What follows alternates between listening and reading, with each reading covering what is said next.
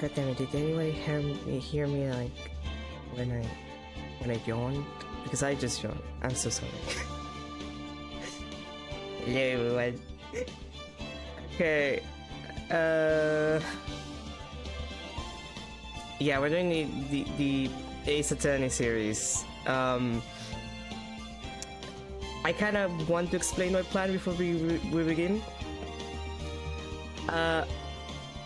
I want to play the entire series, I guess in semi-chronological order. So we're doing the first trilogy, then Investigations since they came out, because they're technically interquels. Then the last 3 games that also came out, which is where I fell off the series. Like, I played the first trilogy, almost finished the first Investigations, didn't play the sequel of Investigations, and I played up to Apollo Justice. And that's where I kind of fell off the series, which people tell me is good, because apparently the last 2 games are not good. Not as good anyway. But the plan, if you can call it that, like I said, is first trilogy, Investigations, second trilogy, and then the Great Ace Attorney Chronicles, which I didn't play also, because again, I had completely fallen off the series. So that's the plan. I don't know how we're gonna do the first trilogy, because like in a couple weeks Silent Hill 2 remake comes out and I want to play that. So depending on how fast I do the first trilogy, we might do like the first 2 games in the trilogy and then I'll stop to play Silent Hill 2 remake and then we'll come back, and or do the first game in the trilogy, start the second, finish whatever case we're in, do Silent Hill 2 remake, and then continue. Like, we'll see when we get there. Yeah, no, we have to start from the beginning.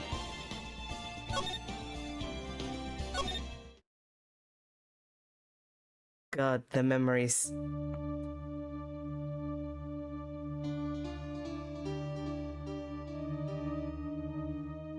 Oh yeah, oh god, I remember you, the goddamn thinker.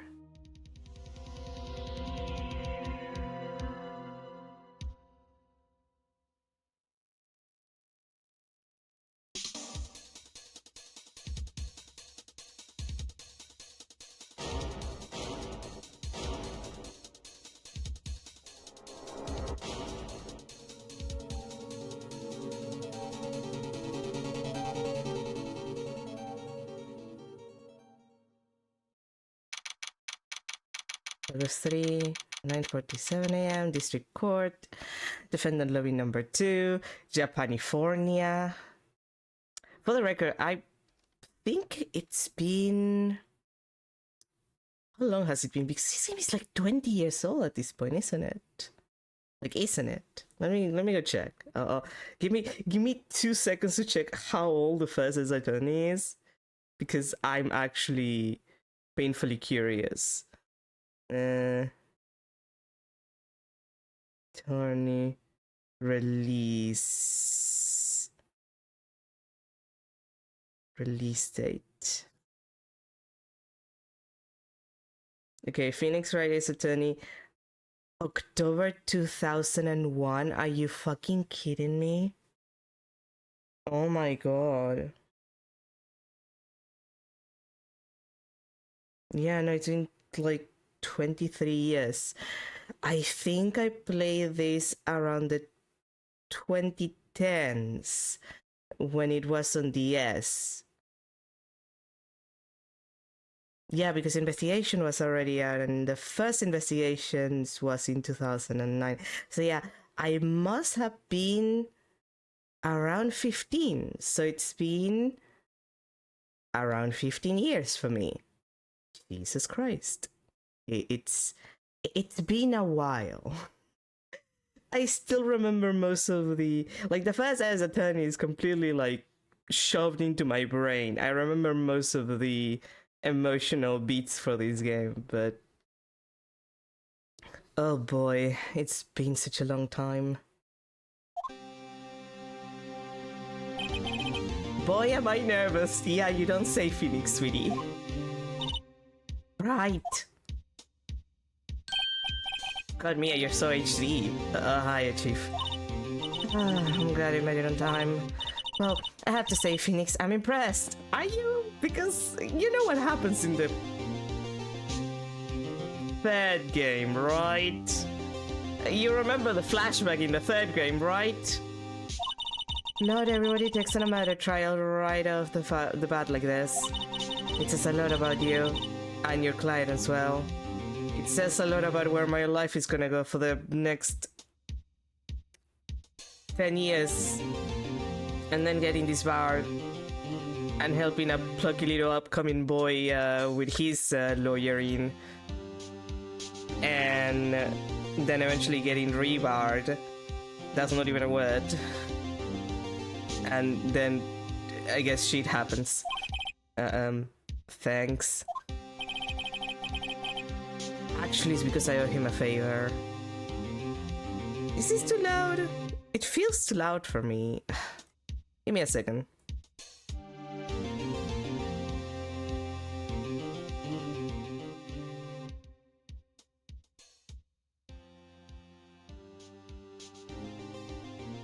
Okay, that feels better. For the record, I'm not lowering from the options because I put it all on one. That was extremely loud. Even just on one. I don't know why I have the bad luck that every game that I play is just really loud. Looking at you, hello buddy, where like the sound is fine and then the cutscenes are loud as hell. Someone has to explain that to me because it's only some games, not even all of them. Anyway, back to the plot. A favor. You mean you knew the defendant before this case? You know, that's... I don't know if that's legal?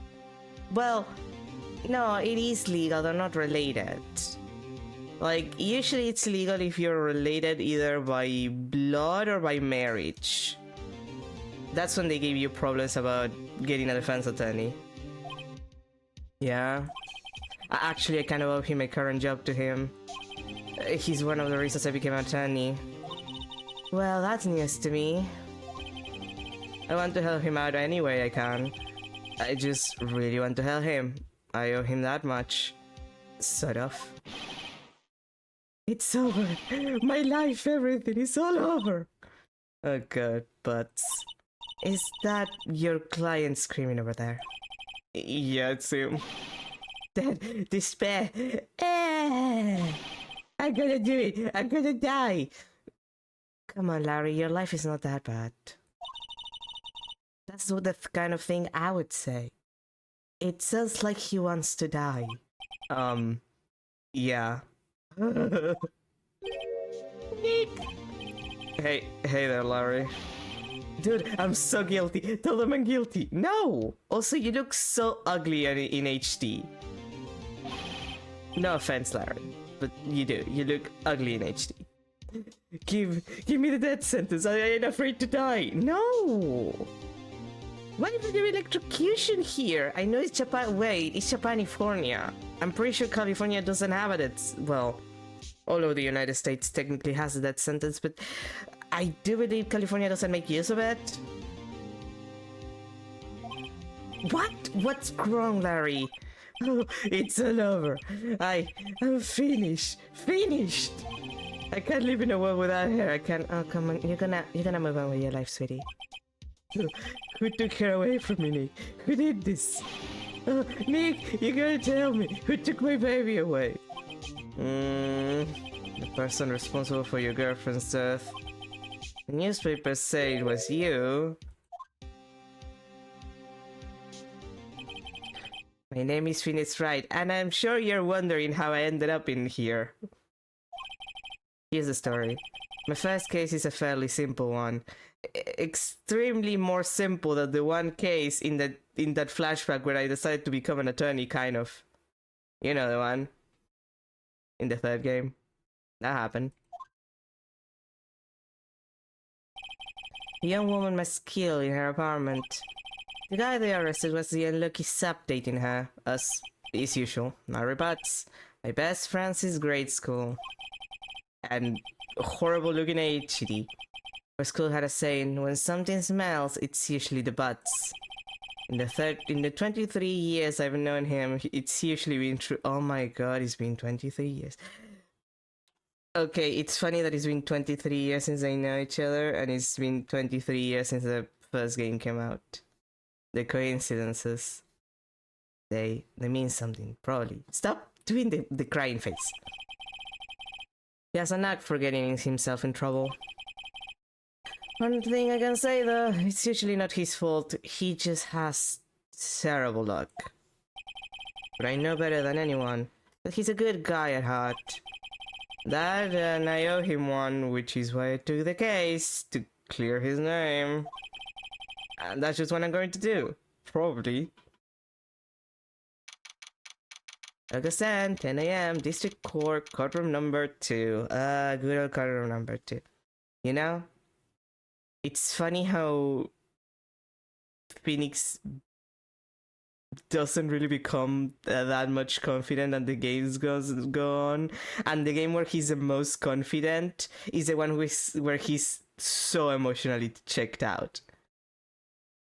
Like, Apollo Justice Phoenix Fridays, it's confident. Every other Phoenix is kind of a mess in some way or another, which is hilarious. He's at his most confident when he's completely emotionally destroyed. Oh, also, today there was the announcement that we're getting, for the Yakuza fans, we're getting a Majima game, so I'm happy. I got what I wanted out of the studio, except for a spin-off that is just the Hostess minigame, which they should make. They're doing a Majima game, so now they just need to do the Hostess game.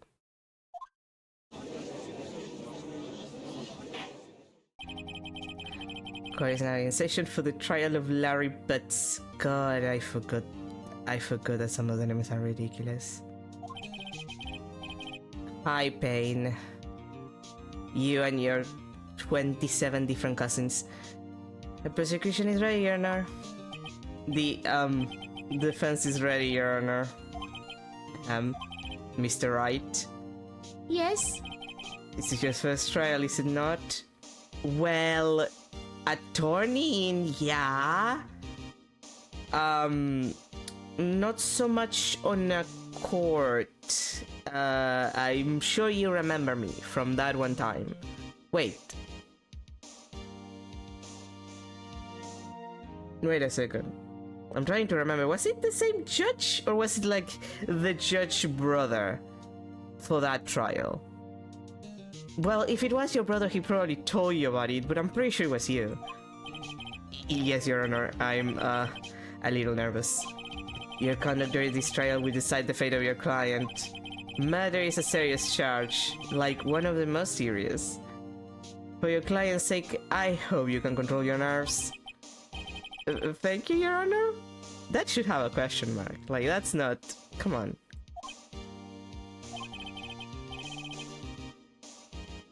Oh, got it. Wait, give me a sec.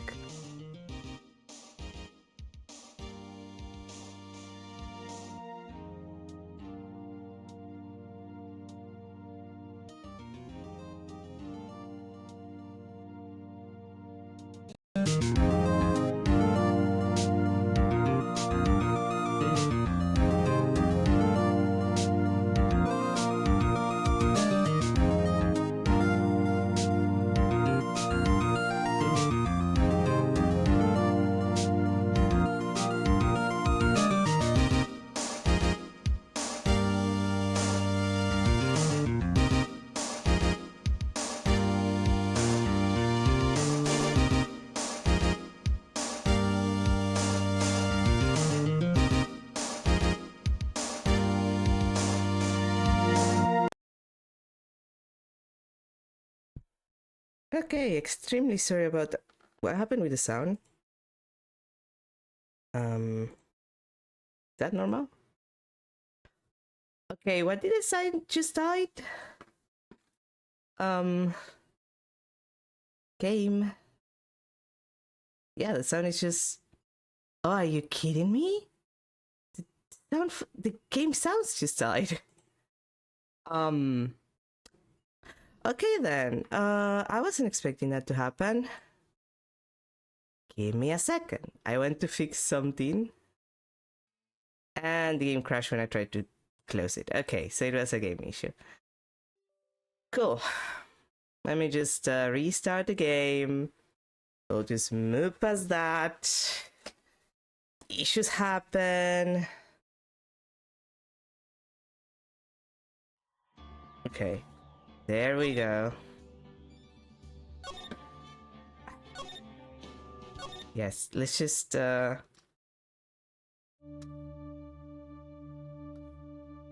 we just speed up the process, please. God, I should have checked how to fast. It's too fast text. God. Although the game took it as if I didn't like actually do anything, so maybe it won't even let me fast forward the text.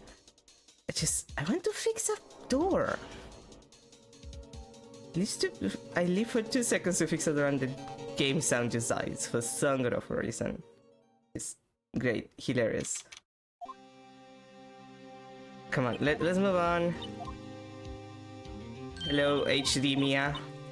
Slightly less terrifying than HD Larry Butts. Yeah, come on. Yeah, no, come on. Move on, we've been here already.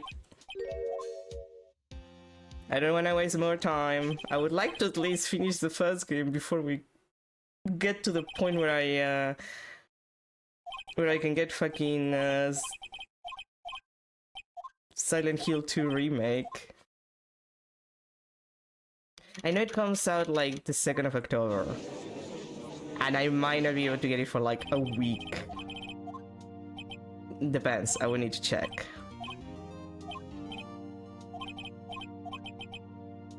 Okay, this is where we were. Mr. Wright, given the circumstances, I think we should have a test to ascertain your readiness. And no, I'm so bad at tests. I know I'm wearing my smart seal glasses, but still. Yes, Your Honor. I'm shaking. Eyesight fading. Mom's spaghetti. The test will consist of a few simple questions. Answer them clearly and concisely. Please take the name of the defendant in this case. God, I wish it... This is for later, though. The defendant, well, that's Larry, but Your Honor. Correct. Just keep your wits about you and you'll do fine. Next question. This is a murder trial. Tell me what's the victim's name. I know this one. Glad I read the case report cover to cover so many times. It's... Wait.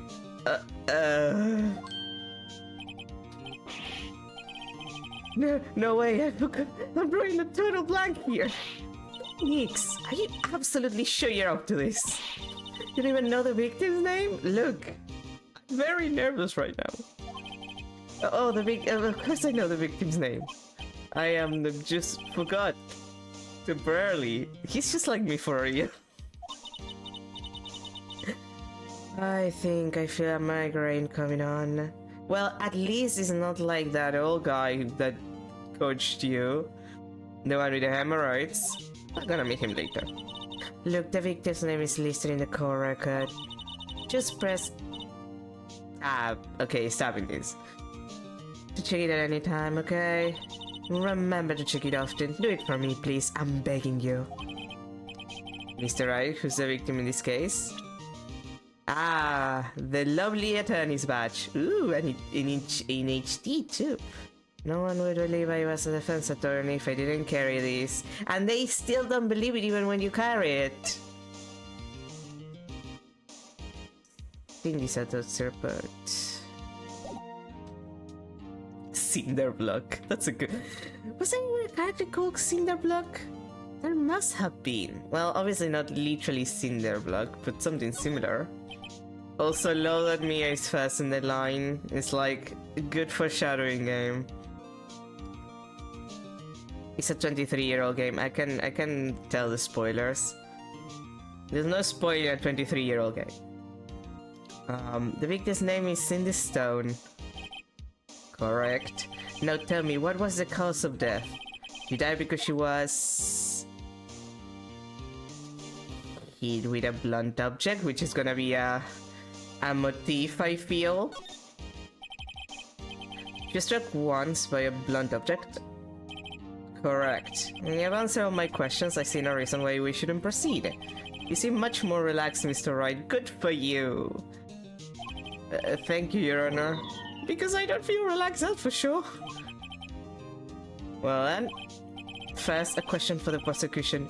Mr. Payne and your 23 different cousins that we're gonna meet in the period of the series. Yes, Your Honor. As well, I think that some are his brothers, but I'm pretty sure that at least one of them is a cousin. There's a lot of Mr. Paynes. As Mr. Wright just told us, the victim was struck with a blunt object. Would you explain to the court just what that object was? The murder weapon was a statue of the statue of the thinker, which is gonna come back to haunt us in the ass later. Not literally in the ass, metaphorically in the ass. Was found lying on the floor next to the victim. I see. The court accepts it into evidence. It's rather heavy. Well, yeah, obviously. Right. Be sure to pay attention to any evidence added during the trial. That evidence is the only ammunition you have in court. Except for the ammunition you pick up when you do the investigation part of the game. And also excluding when you get screwed because some people keep updating the autopsy report over and over again. Fucking Edward. You still have to check the court record frequently. Mr. Payne, the prosecution may call its first witness. The prosecution calls the defendant, Mr. Butts, to the stand. Chief, what do we do now? Pay attention, you don't want to miss any information that might help your client's case. You'll get your chance to respond to the prosecution later, so be ready. Let's just hope he doesn't say anything unfortunate. Larry gets excited easily. This could be bad. Phoenix, please. It's always bad. HD Larry is still terrible. Mr. Butts? Is it not true that the victim had recently dumped you? Hey, watch it, buddy. We were great together. We were Romeo and Juliet, Cleopatra and Mark Antony. Didn't they all die? Yeah, but usually one died before the other. I wasn't dumped. She wasn't taking my phone calls or seeing me. Ever. Larry, I hate when you're relatable.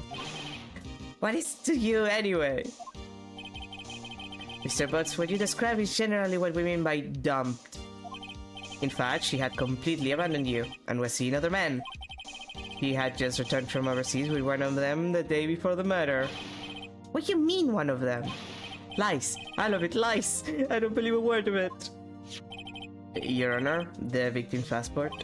According to this, she was in Paris until the day before she died, and that's why she died. She went to France. You don't go to France, that's how you die.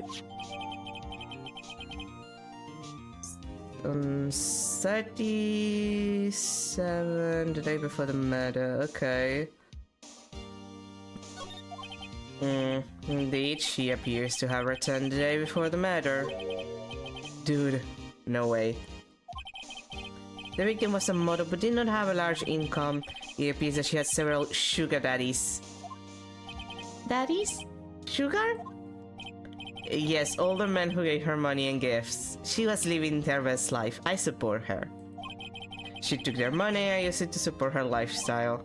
Dude! We can clearly see what kind of woman this Miss Stone was.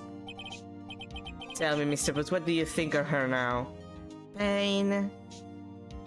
Do you have to, like, slut shame the dead woman for the sake of making your case? Do you have to do that? Do you have to do that? Right. I don't think you want him to answer that question. Yeah, Larry has a way of running his mouth in all the wrong directions. Should I? Yeah, no, stop him from yeah. My Claire had no idea the victim was another man. That question is irrelevant to this case. Oof. Dude, Nick, what do you mean irrelevant? That cheated she-dog. I'm gonna die. I'm just gonna drop dead. And when I meet her in the afterlife, I'm going to get to the bottom of this.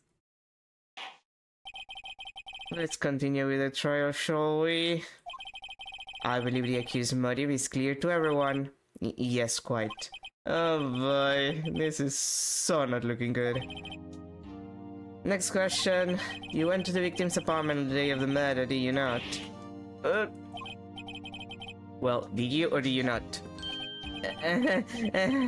Well, maybe I did, and maybe I didn't.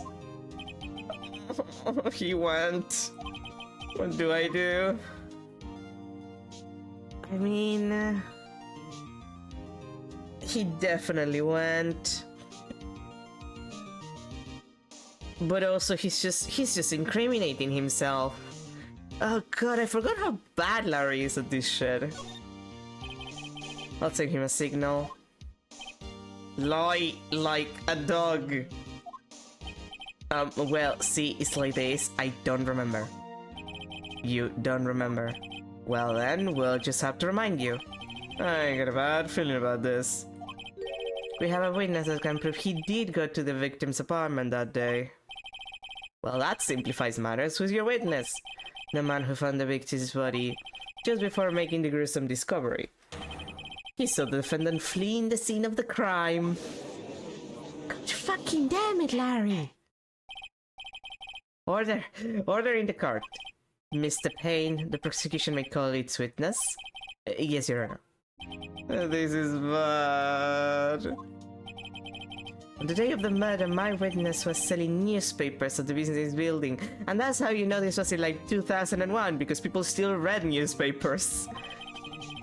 Please bring Mr. Frank Sowit to the okay.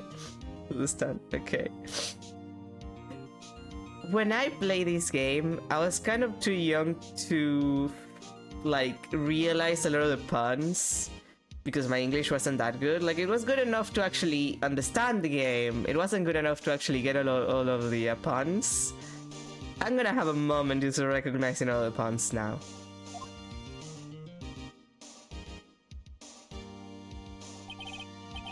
Mr. Soy, you sell newspaper subscriptions, is this correct? Oh, yes, newspaper, yes. Mr. Soet, you may proceed with your testimony. Please tell the court what you saw on the day of the murder. Bye. I was going door to door selling subscriptions when I saw a man flee in an apartment. I thought he must be in a hurry because he left the door half open behind him. Thinking it's strange, I looked inside the apartment and I saw her laying there, a woman, not moving, dead. I quailed in fright and found myself unable to go inside. I thought to call the police immediately, however the phone in her apartment wasn't working.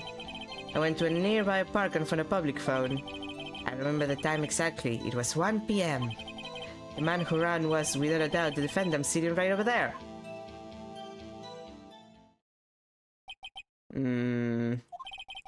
Larry, why didn't you tell the truth? I can't defend you against a testimony like that. Yes, you can. Shut up. You're gonna get good at this shit. Good enough that you're gonna end up defending someone who's guilty, but that's for later. That's for the second game? It's like the climax of the second game. Or is it the third? No, it has to be the second. It definitely has to be the second. Incidentally, why wasn't the phone in the victim's apartment working? Your Honor, at the time of the matter, there was a blackout in the building. Aren't phones supposed to work during a blackout? Not this day and age, because most of them are connected to your internet.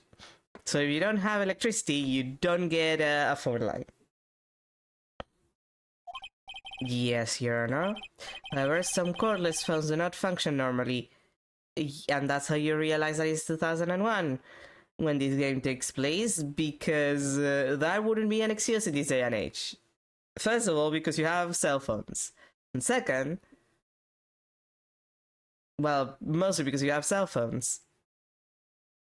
And again, most people just don't have line phones, and those who do, it's usually connected to an internet service because it's like all together. That's my case anyway. The phone that Mr. Soed used was one of those. Your Honor, I have a record of the blackout for your parcel. Electricity to Mrs. Stone building was out from noon to 6 p.m. on the day of the crime. Okay. Now, Mr. Wright. Yes, yes, Your Honor. You may begin your cross-examination. Cross-examination, Your Honor? Right, this is it. The real deal. What exactly am I supposed to do? Why, you expose the lies in the testimony the witness just gave you. Lies? What? He was lying? Phoenix, do you want me to slap you? Your client is innocent, right? You're not gonna have like a guilty client just like the second game by the end of it. So, chill. Then that witness must have lied in his testimony. Unless it's a surprise witness that has nothing to do with the actual case in question. In which case, they might be saying the truth, but have, you know, absolutely no idea what they're talking about because they're not actually part of the case. Is your client really guilty? How do I prove he's not? You hold the key, it's in the evidence. Compare the witness testimony to the evidence at hand. There's bound to be a contradiction in there. First, find the contradictions between the court record and the witness testimony. Then, once you've found the contradicting evidence, present it and rub it in the witness' face! Metaphorically. Okay.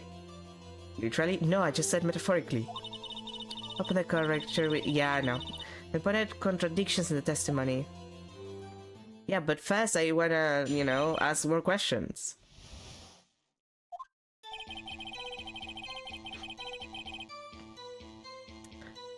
Although, he doesn't... Wait. 1, 2, 3, 4, 5, 6, 7, 8, 9, 10? 10 mistakes? Wasn't the original game like only giving you 5?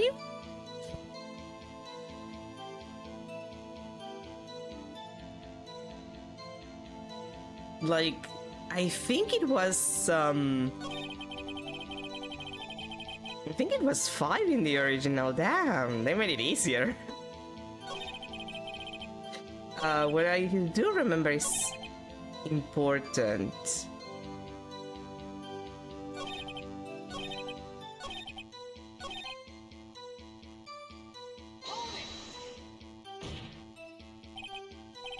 Are you certain? Yes, absolutely. Are you super certain that it was 1 p.m.? He seems really confident. 1 p.m. Right, doesn't that seem strange to you? Just have some evidence to contradict him. Yeah, I know, that's... but like...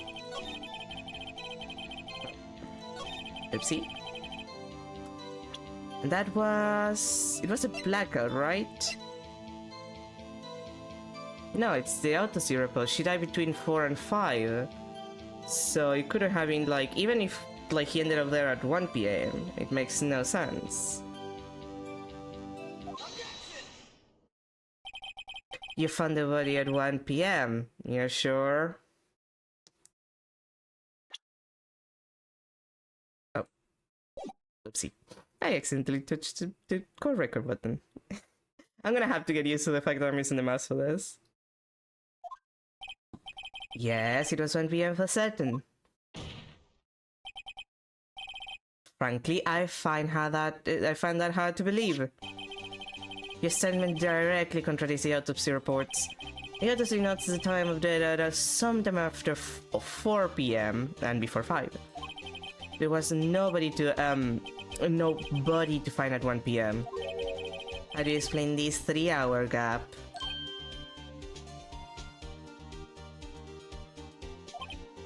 Oh, that!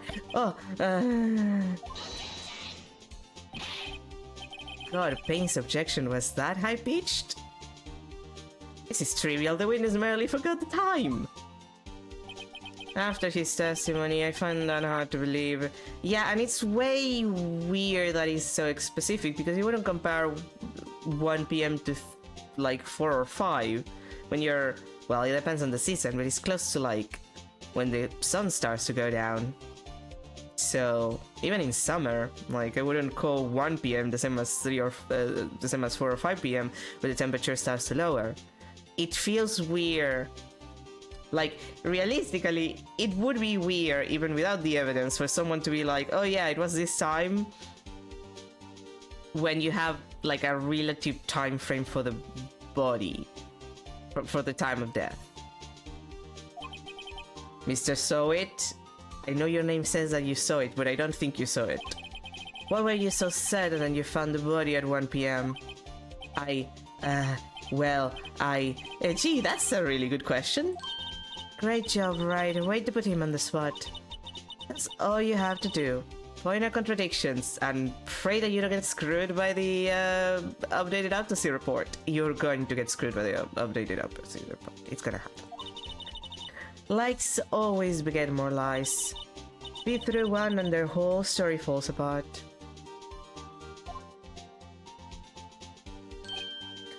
Wait, I remember now. Would you care to give your testimony again? Nah, boy.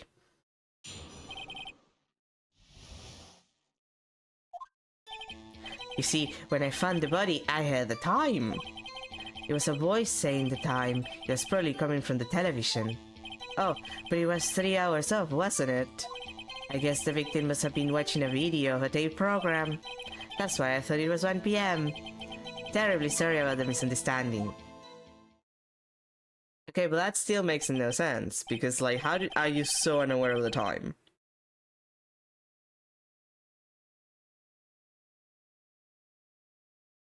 Like, I'm sorry, like, how unaware do you have to be all the time? I see. You had a voice saying that the time on a tape program. Mr. Wright, you may cross-examine the witness? Right. You know what to do. I got this one. Yeah, this one is obvious. Look, there was a blackout.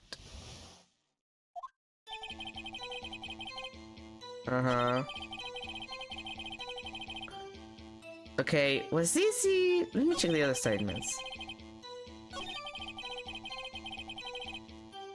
Okay, is it that this one or this one that I had to present the blackout thing? I don't remember exactly. Again, 15 years since I played this. I assume it's the first one. It makes more sense for it to be the first one. And... boop. Hold it right there. I say with my little stretch finger. God, Phoenix, I know that this is just the angle, but God, your arm looks like short. Like, his arm looks short. I can't help it. His arm looks short. Look at this shit. HD Phoenix, right? Why is your arm so short? Adorable. The prosecution has said that there was a blackout at the time of the discovery. And this record proves it. His honest reaction to that? You couldn't have had a television or a video. Or most things electronics, actually.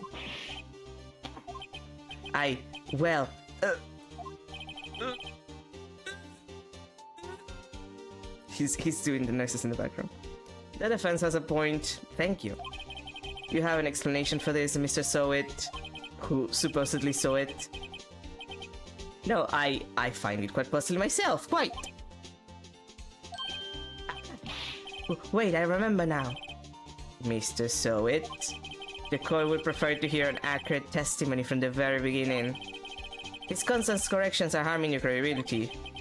That and you seem rather distraught. My apologies, Your Honor.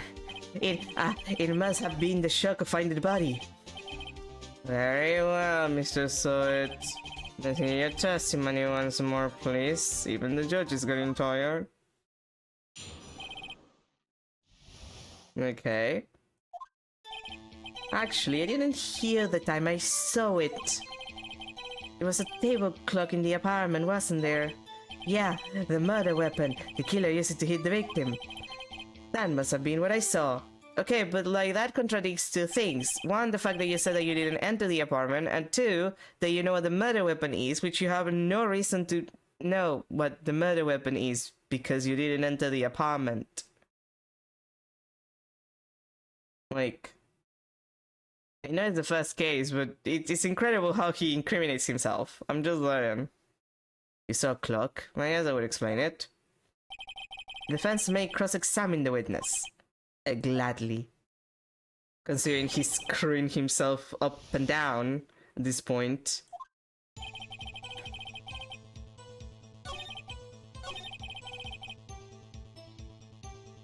Right, we don't know that it's a clock yet, even though the little thing is there. Actually, I don't remember much. Didn't the statue also said the time? Like it was something like I think it's that time of the it was something like that, wasn't it?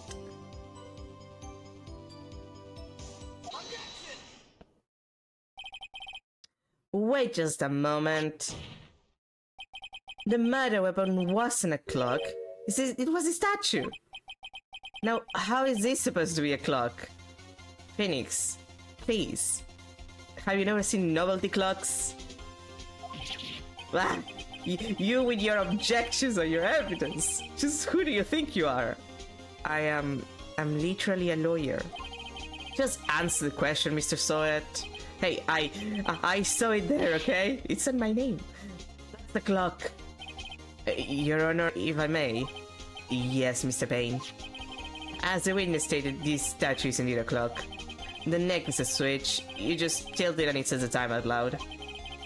As it doesn't look like a clock, I submit it as a statue. My apologies. I see. So the murder weapon was a table clock after all.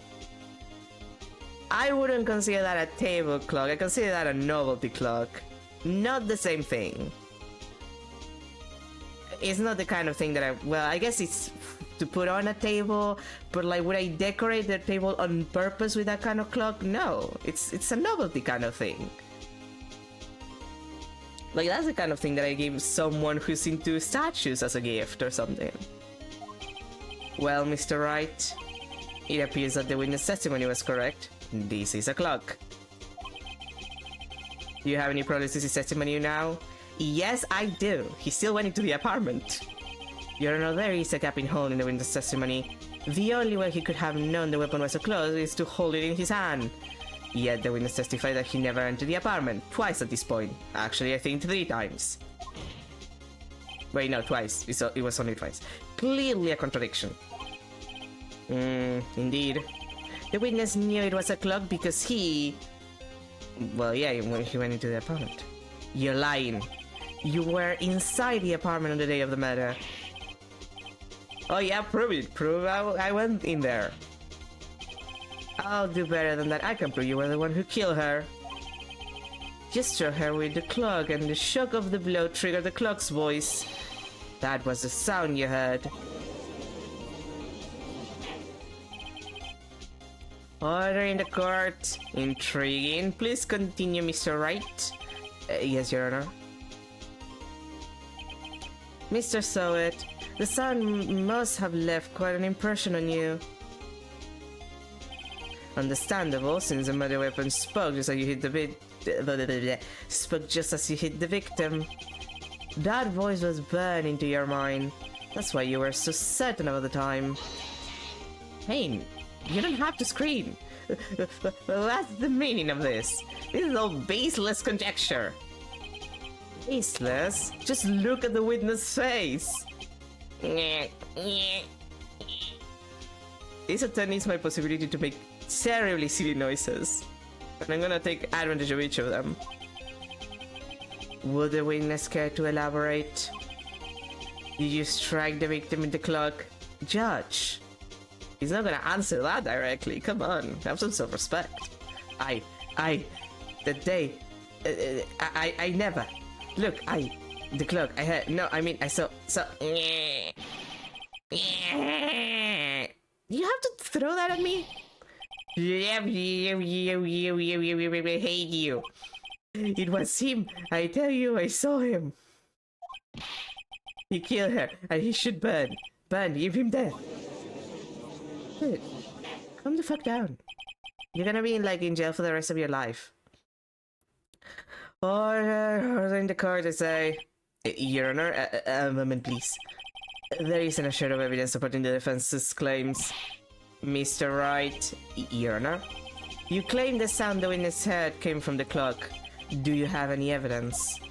The whole case is right on this. I'd rather think it through carefully. Your Honor, the sound Mr. Sawyer heard was definitely this clock. A fact which is clear if you simply try sounding the clock. Let's sound the clock now, here in this court. Your Honor, may I have the clock? I ask the court to listen very carefully. Beep. I think it's 8:25. That certainly is a strange way to announce the time. Yeah, what do you mean you think? Either it is or isn't. Well, he is a thinker after all. So we've had the clock. What are your conclusions, Mr. Wright? Mr. Payne, can you tell me what time it is now? It's 11:25. As you can see, this clock is exactly 3 hours slow, which is around the difference between California and Paris. Because we're in Japanifornia. Precisely the discrepancy between what Mr. Sowit had and the actual time of death. I don't know how much it is between Japan and Paris. It's 5-6 hours at least. Something like, well, no, it might be a little more, a little less. It's around there, I think. I need to check, but I think that's more or less a time difference between California and Paris. So, Mr. Sowet, try to talk your way out of this one.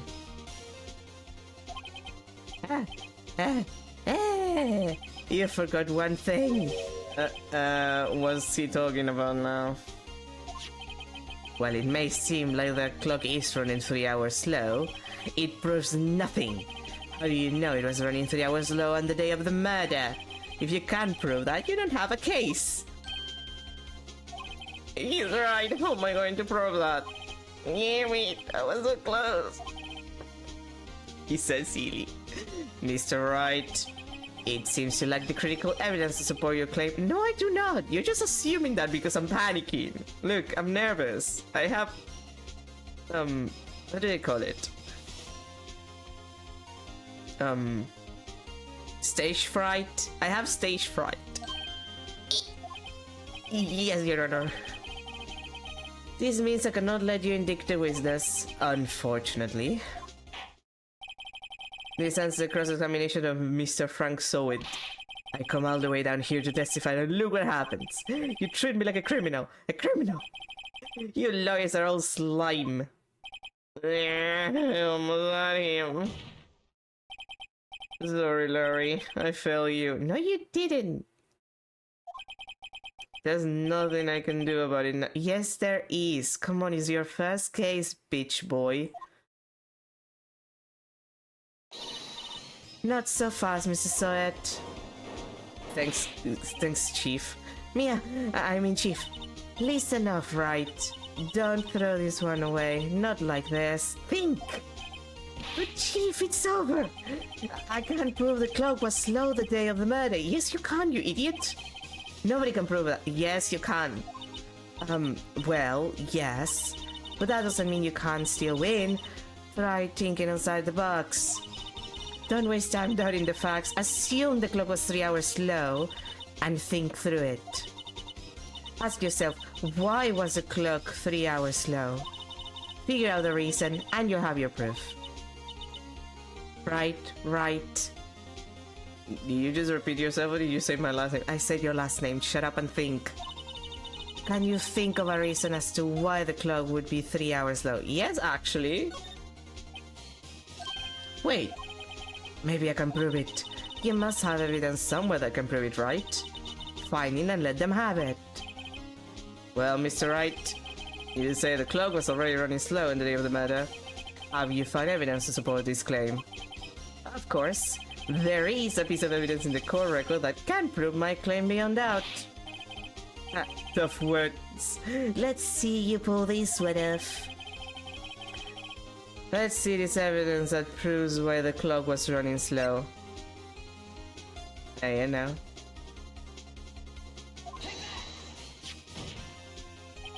The victim had to return home from abroad the day of before the murder. As we all know, the time difference between here and Paris is 9 hours! Wait. Oh right, it's 9 hours! Wait, no, that's with Japan. Did they not change it for California? Because for California it would be like less. It would be like 5-6 hours, I think. Wait, no, let me think of the distance. Actually, time distance between California. Okay, let me check. Actually, let me look for it.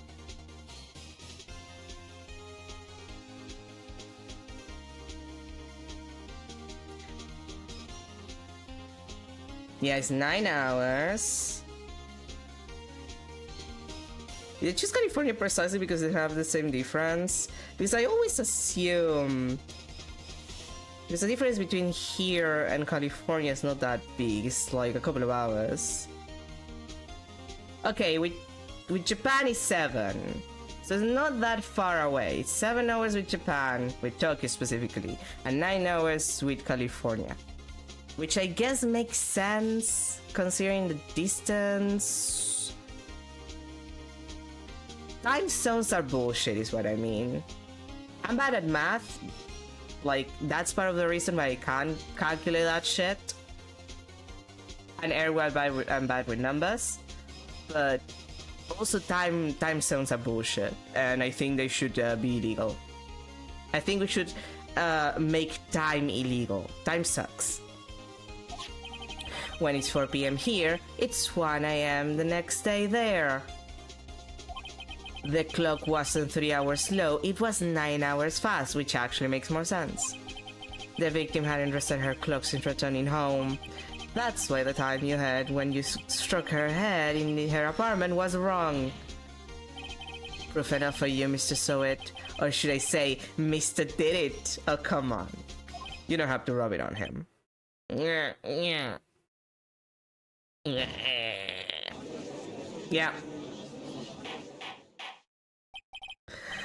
Order, I say.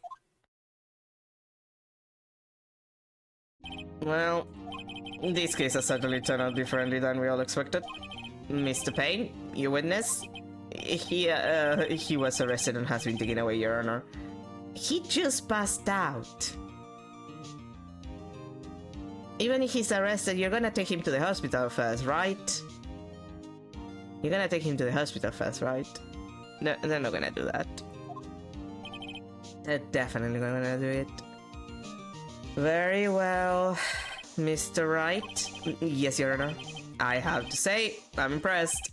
I don't think I've ever seen someone complete a defense so quickly. And find the true culprit at the same time.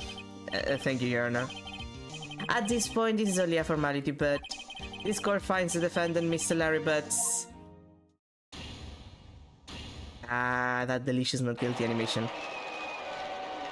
That's the worst, like, paper thingy that I could have. Like, that's so bad in comparison to the DS version. And with that, the court is adjourned.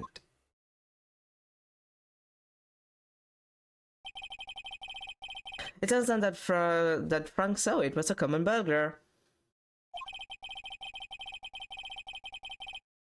He posed as a newspaper salesman to check and see when people were out of the house. That day, when Larry went to her apartment, the victim wasn't home. After he left, Mr. Soet let himself in to do his dirty work, as, as burglars do. While he was searching her place, a victim returned. Flustered, Mr. Zoid grabbed the nearest blown object he could find.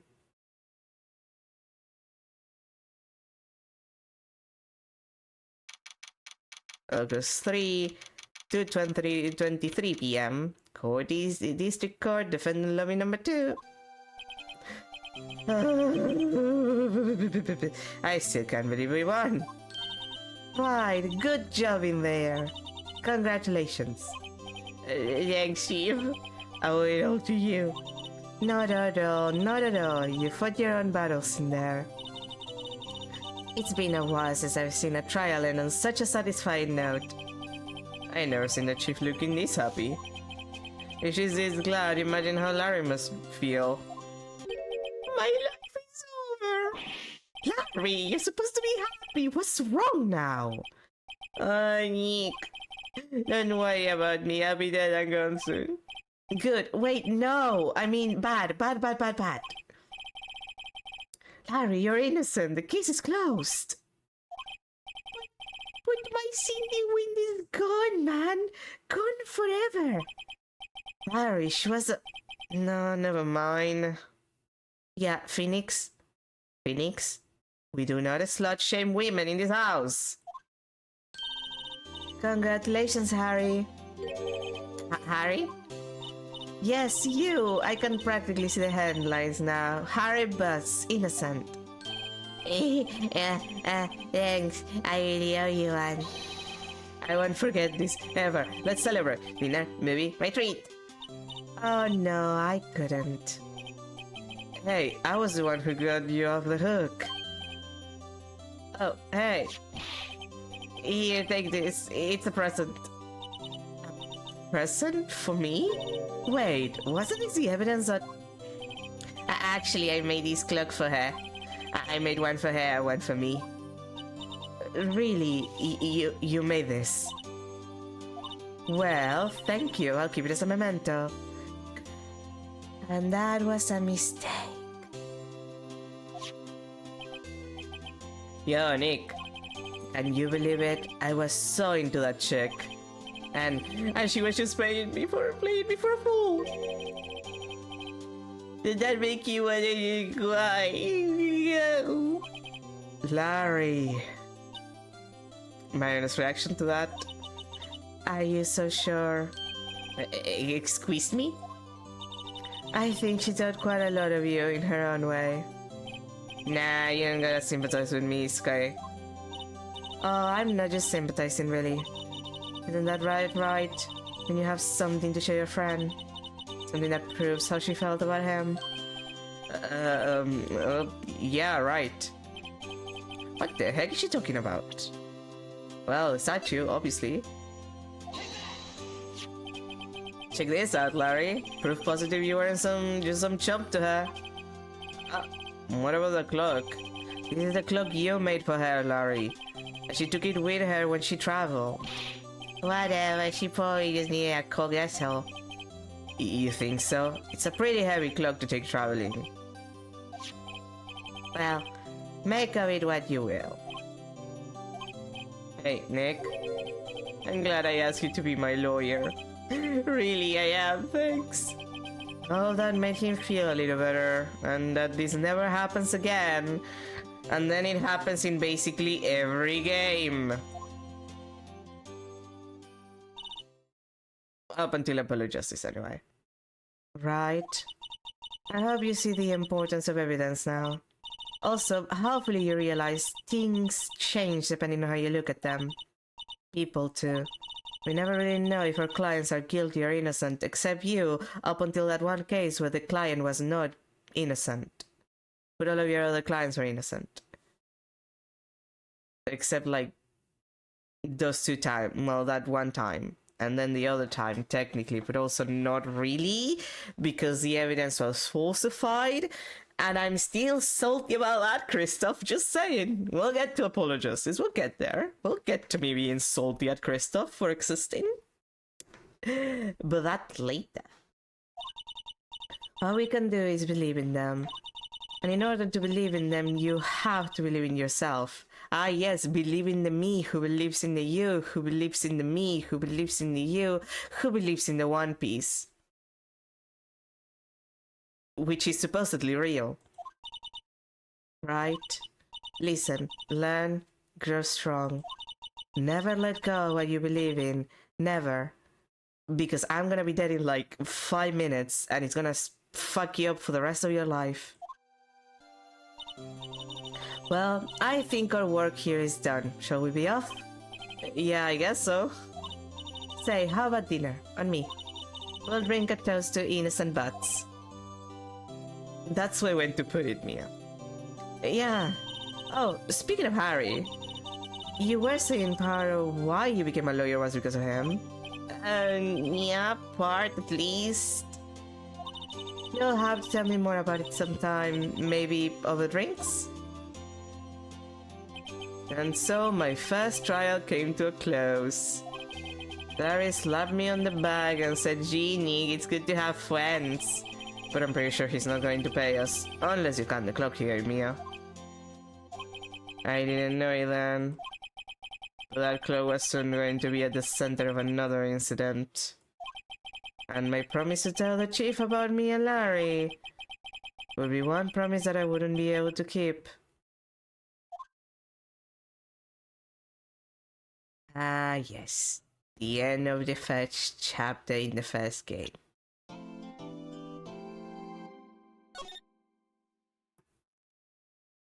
So you pro it? Yeah, please. I do not want to lose my data.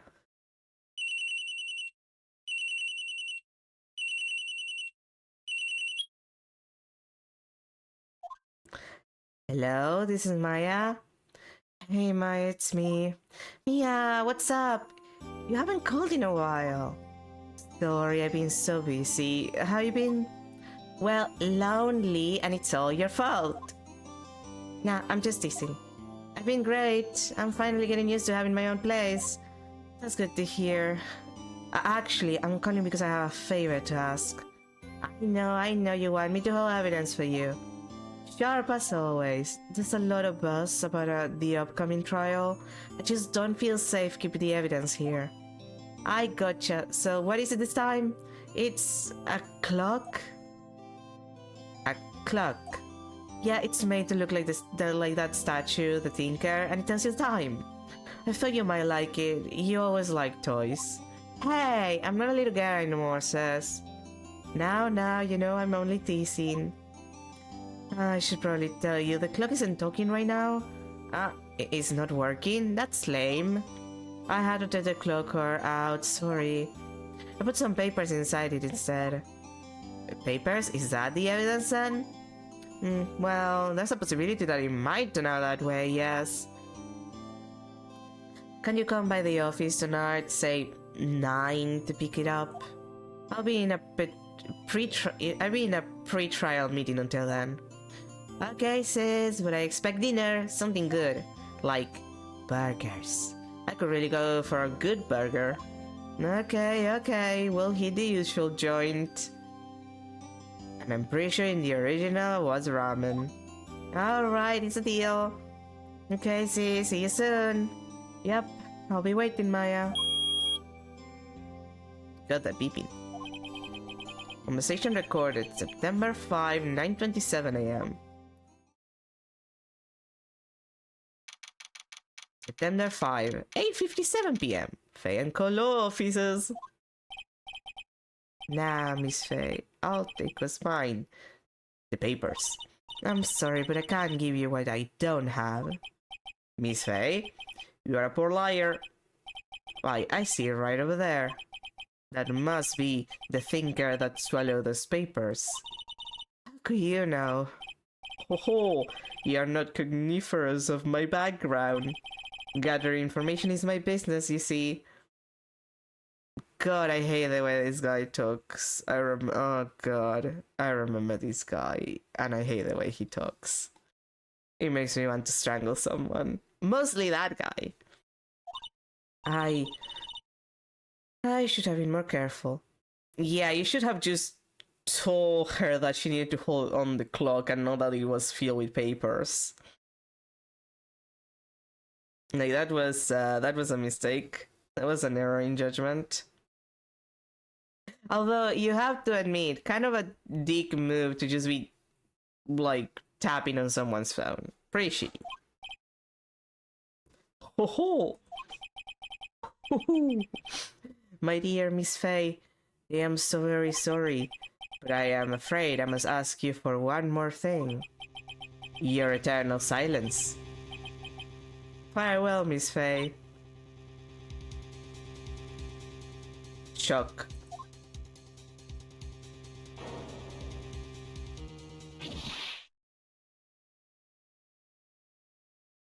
God, why are you so ugly?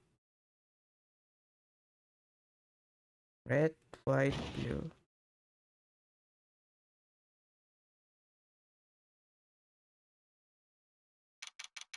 September 5, 9:08 p.m. Faye and Colo offices. I'm late. Oh, that's strange. Guess the chief left without me. He said her sister was coming over, so we should go out for dinner. What's that smell? Blood? Mia? Maybe she's in her office. I mean, I don't think we should examine anything yet. That smell. Blood. See? Someone's there. Oh. Oh. Chief? Chief? Chief! Snake!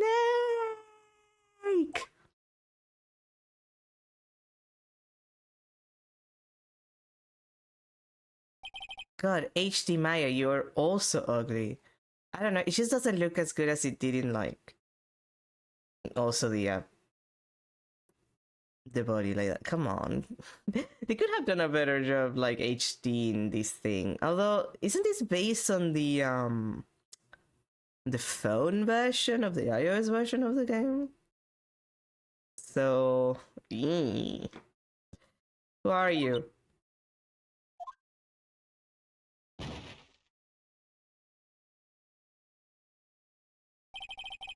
The strange girl dropped out cool. I left her lying on the office sofa.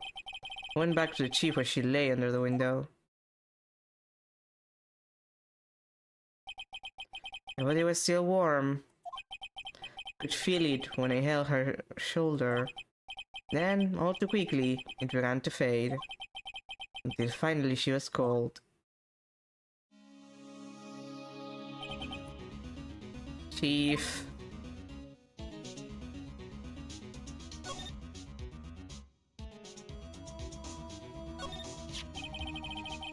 Instant crystal with dry blood. How ironic this became the murder weapon. Again. There are shards of glass scattered on the floor. There seem to be the remains of a glass light stand.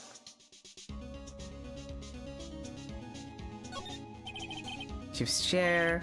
Simple, functional design. Feels pretty good to sit in, too. We'll check the corpse in a second. A large building right across from the office. The Gatewater Hotel. A nice, luxurious place. Okay. Chief. I've seen her like this, but if there are any clues here... You're struck on the head with a blunt object. Again. Well, again in the context of like the game. Another victim of that kind of bullshit. She probably died instantly. I think you lying next to her must have been the murder weapon. Again. Go to the core record. There's some glass shards near the chief's body. With pieces of the glass light stand laying broken in the back of the room. Nothing else that seems like a clue here. A piece of paper. It must have fallen from Mia's hand. What could it be? Huh. A word is written in blood on this scrap of paper. Maya? Did Mia write this? This piece of paper is a receipt from a department store dated yesterday. I think that's enough snooping around for now. I'd better call the police and find out what that girl was doing here.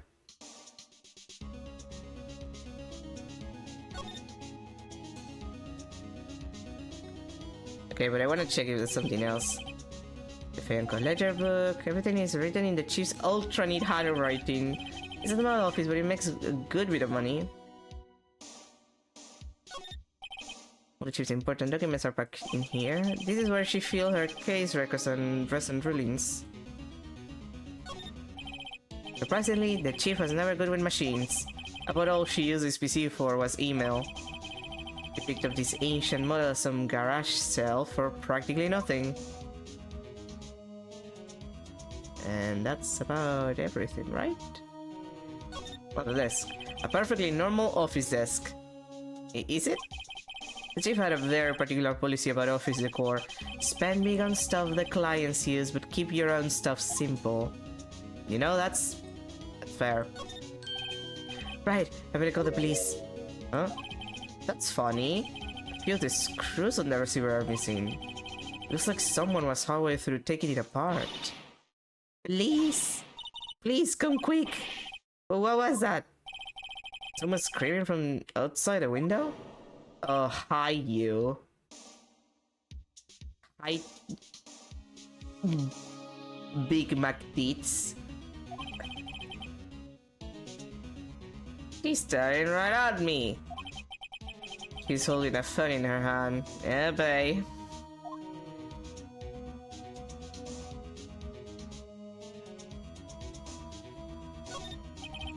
One receiver is missing a few screws. I better not use it.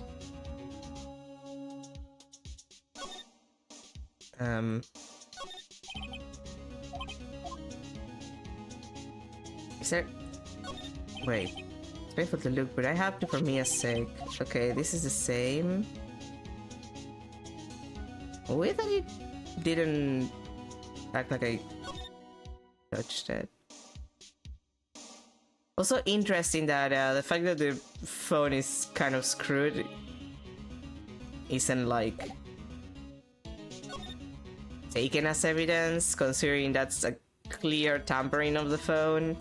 Like, you would think, like, you would think that someone would like check on that, because it's either that someone was halfway between tampering with the phone, or they were taking out the things that they used to tamper with the phone, and they just did it really sloppy because they didn't care. Just saying. That girl just now, where'd she go? Put her right there on that sofa. I hope she didn't run on me. Hey, don't scare me like that. Excuse me, but who are you? It's okay, I work here. Maya? Maya Faye?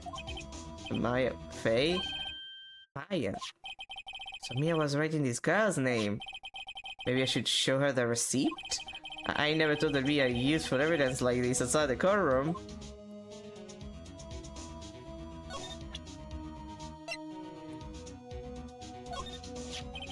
Before Mia died, she wrote a message with her own blood. She wrote it on the back of this receipt. That's my name! Why? Why would she write my name? Please just calm down. I would. Please write my name. Oh, now I've done it. I'll grade the police.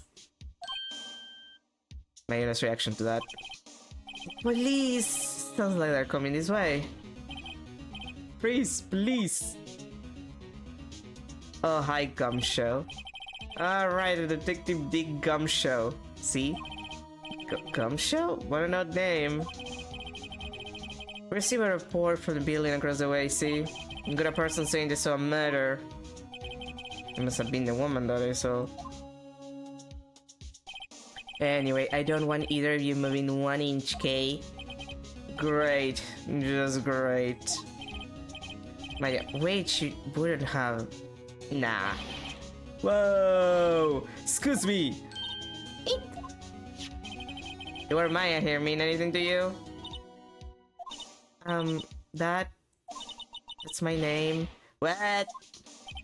The victim drew this here note in her own blood, see? With her dye and bread, she wrote down the killer's name. Come, why are you such an idiot? The killer? I'm not...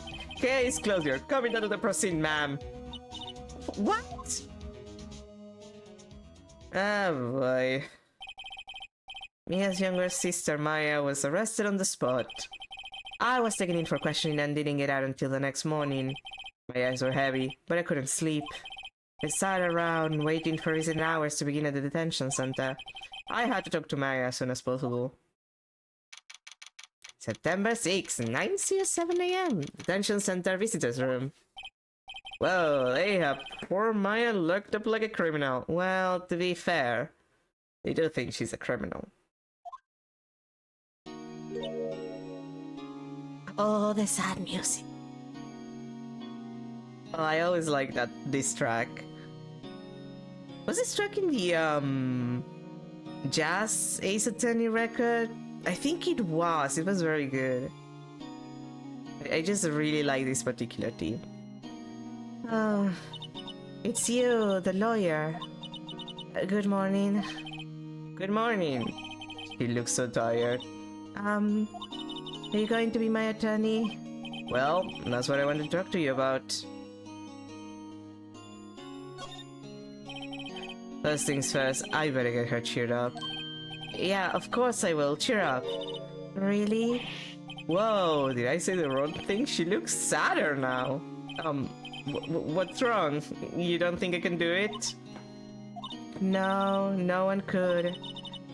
Who would believe me? Even you, when you found me in the office, you looked at me like I had done it. Did I look at her like that? I was mostly confused. No, I never thought. It's okay, I understand. And I've also heard about you. Heard what about me? Did you hear about that one incident like 10 years ago before I became a lawyer when I swallowed an entire bottle? No, but now I do. Now I do know about that. God damn it. I was talking to my sister on the phone the other day. Today was my junior's partner's first time in court. Whoa, really? How'd that go? It was quite a scene. Honestly, I was on edge the whole time. It's been a while. Ha! So he crashed and burned. He's a genius. One of those strike fear into the hearts of evil types. The only thing he's lacking is experience. And being emotionally damaged for the rest of his life and then losing his license and then going back and getting his license again. You know, for the lawyering. Huh. Sounds like it was fun. Well, I know who to go to if I ever get into trouble now. I don't know, Maya. I think you might want to wait, give him 3 or more years. Like a couple of games, basically. That is, unless you want to be found guilty. Oof. That's what she said. Ouch. I'm sorry. I didn't mean to insult you. No, it's okay. It's true, I guess. But at the same time, I can't just sit by and watch. When I think of the person who did this to Mia. I know.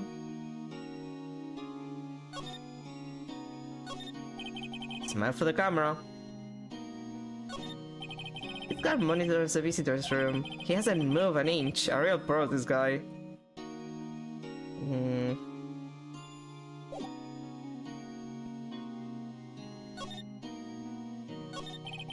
There's something I've been wanting to ask you. Yes? What's with that outfit? Oh, this is what all acolytes wear. It's my uniform, you could say. Acolytes, like people in religious training? What is it you do? Oh, it's nothing strange, really. I'm a spirit medium in training. A spirit medium? What is this, that mark? I'm pretty sure that qualifies as strange. You tell me about the day of the murder? Yes. Let's see, that morning I got a call from my sister. She wanted me to hold onto a piece of evidence for an upcoming trial. Evidence? Yes, that clock shaped like the thinker. The one Larry made. How could that have been evidence in a case? Right, she said something about that. I remember. You want to hear it in her own voice. Her own voice? Yes. I'm pretty sure her conversation is on my cell phone. You recorded it? Yeah, I forgot how to delete those things. So, you say you have a conversation with your sister on your cell phone. Let's hear it. Right. Oh. I just remember that detective took my cell phone. Sorry. Right, of fucking course. Next time I see Detective Gumshoe, God forbid I'll ask him for it. It's not like he's gonna be a pain in my ass this entire game. He's gonna be a pain in my ass this entire game. I'll write you a note so you don't forget, okay? Sure, thanks. Is memo added to the core record? So you're an acolyte, medium in training. That's right.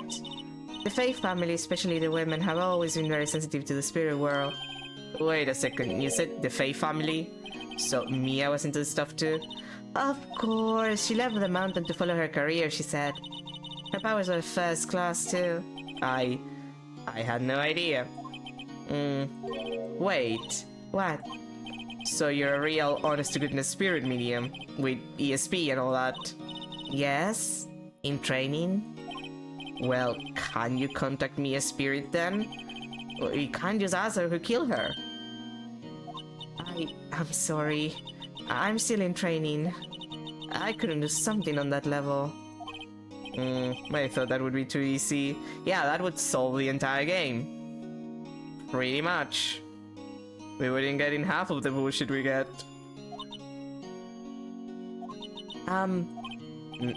Something the matter? I was wondering, could I ask you a favor? This is the address of a famous lawyer. My sister gave me this a long time ago. She said if I was ever in trouble, I should call him. And, well, I'm in trouble. Do you think you could go ask him to represent me? I mean, it would be rude to say no. And Mia did say that I need at least 3 years and some trauma for this to work out for me. Sure, why not? I'll go ask. Thank you so much. I have no one else to turn to. Say, what about your parents? Orphans, of course. Yeah, I see. Don't worry, leave it to me. Thank you. The trial's tomorrow at 10. What? Tomorrow? Tomorrow. What if this guy refuses? They told me that if I don't find one, the state will pick an attorney to defend me. When will that happen? They're giving me until 4 this afternoon. And visiting hours are almost up. I better hurry. Right, I'll be back.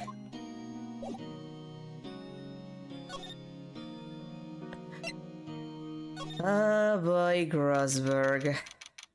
September 6, Grossberg Law Offices. According to the receptionist, the big boss is out. She could say when he'd be back. Couldn't say, rather. It must be hard to keep track of everything when you're a famous lawyer. Not to mention run an office like this. I guess I'll just have to come back later. Unless I examine everything you own. Table for clients. An elegant ebony case, and if I'm not mistaken, that lighter's made of solid gold. Even I can tell someone's good money to burn. An expensive potted plant. No idea what kind of plant it is, but it's probably the most expensive one available.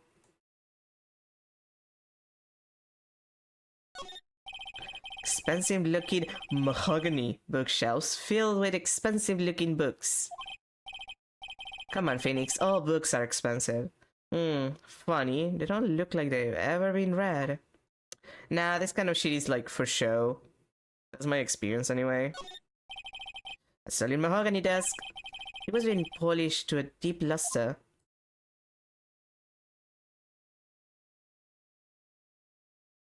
And the painting has been bugging me ever since I stepped in here.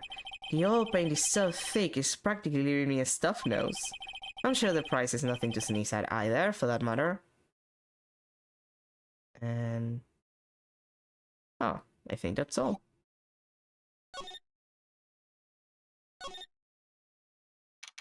Might as well check the office. And call no offices. The office is filled with police officers. They're all busily searching for clues. Hey, you there.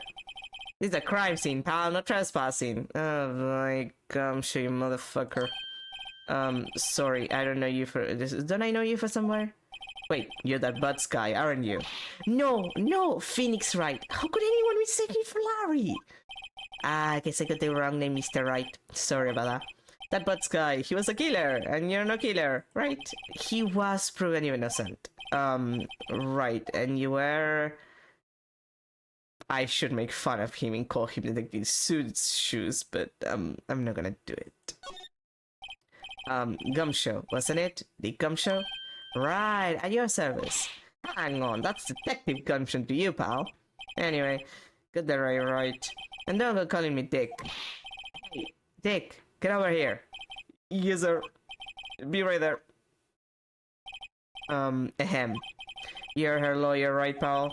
If you got business here, you better do it quick. Ooh, he thinks I'm Maya's lawyer. That simplifies a lot of the process. The sky is blue and so am I.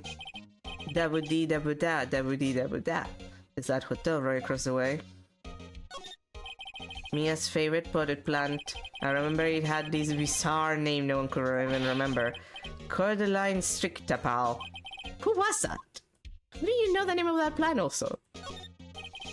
Mia's desk. Perfectly clean, as always. The only thing is missing is Mia. The horrendous amount of legal books here. Scariest still is that Mia probably read all of this. No movie poster. Apparently, this was the first movie that made Mia cry when she saw it. I'll have to check it out one of these days. And that's everything to check. About Miss Faye, do you do an autopsy? You want to know the results, sir? Yeah, I am a lawyer, and I do be needing that really hot autopsy report. Not that it's gonna matter, because someone is gonna come and update it later. Don't you look at me like that, Paul. There's no use. She might have been your boss, but that doesn't mean you get any special treatment. Alright, you can see the report, but that's all. But yeah. Single blunt for trauma that was instantaneous. 9:05 and 9 PM. Okay. About Maya. Yeah, I'm looking forward to the trial. Sorry, Paul, but this is one trial you aren't going to win. Why do you say that? The city's put Prosecutor Edgeworth on the prosecution. Edgeworth? No, my boyfriend! I mean... I'm sure you know what that means, you being a lawyer and all. Yeah, speaking of Edgeworth, prosecute... Why is this hard? Why is this word so terrible? It's not even that hard. Okay, Edward, yeah. That's right, pal. Mr. Miles Edward himself. He gets 2 games for himself. And 1 case in the 3rd game. Wait, you do know him, don't you? Yeah, I do. Against my better judgment. I know him, he's a fear prosecutor. Yeah, I never know how to pronounce you, what? Is it prosecutor or prosecutor? I'm pretty sure it's prosecutor. Prosecutor?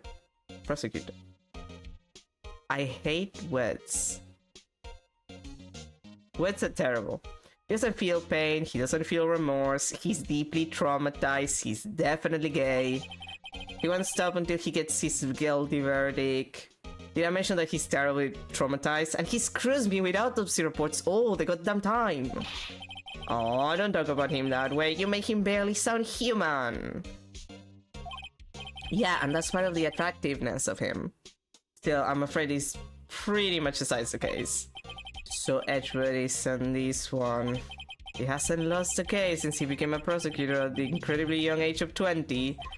That's not even that young, but okay. Well, I guess he's young considering how long a lawyering career can be. Like, it takes a while to become a lawyer. Of course, there are rumors of ugly deals and forged evidence. All I know for sure is that Edward hates crime with an almost abnormal passion. It's the trauma. It's just the trauma. I never imagined I'd be facing him so soon.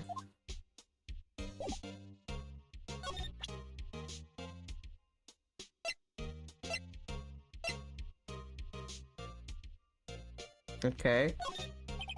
I was wondering, do you see my FA's cell phone? Oh, that? I have that. Do you think you could give it back? Sure, I mean, wait a second, pal. Tricky lawyer. Uh-oh, he's on to me. I mean, it's Gumshoe. He's an idiot. But also, I don't want to get, like, super screwed.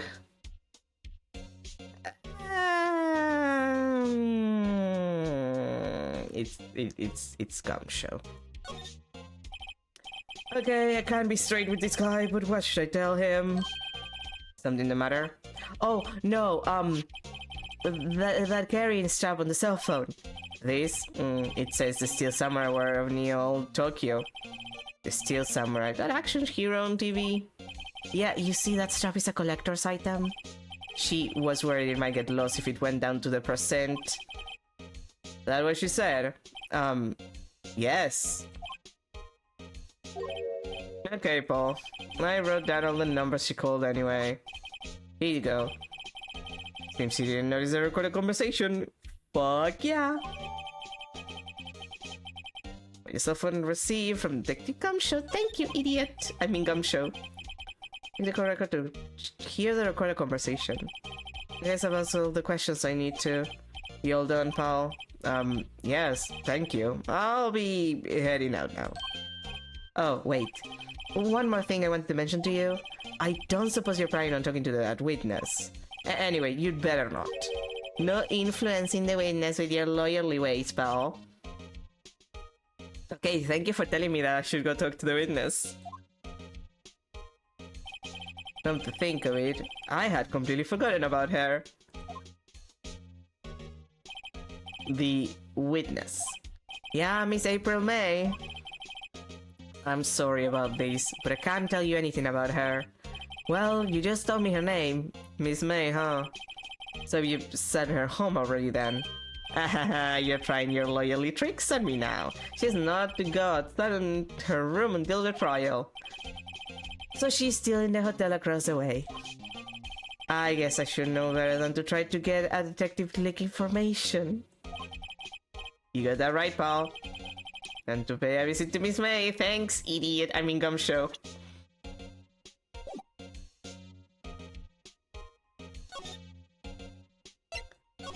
Fun.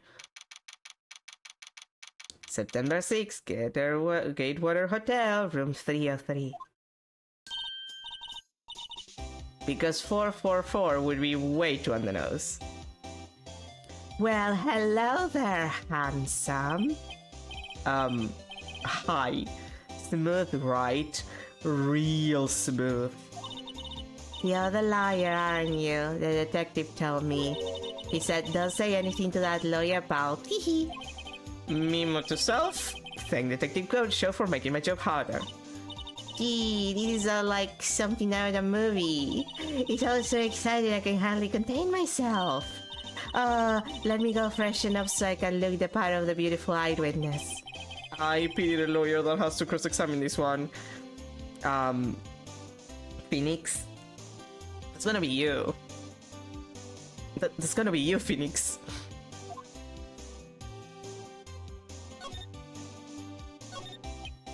Ah, a still scene painting. Wait, should that be still life? Whatever, one of those is hanging on the wall, which is weird that you don't know that because you went to art school. The late summer sunlight streams through the window. It's a Fay and Co. Law Offices building, of course. You can see the inside of the room pretty clearly from here. I think it would be a little difficult to recognize the face from this distance, though. A bottle and 2 glasses are on the table. Somebody must be staying with her. A simple bed.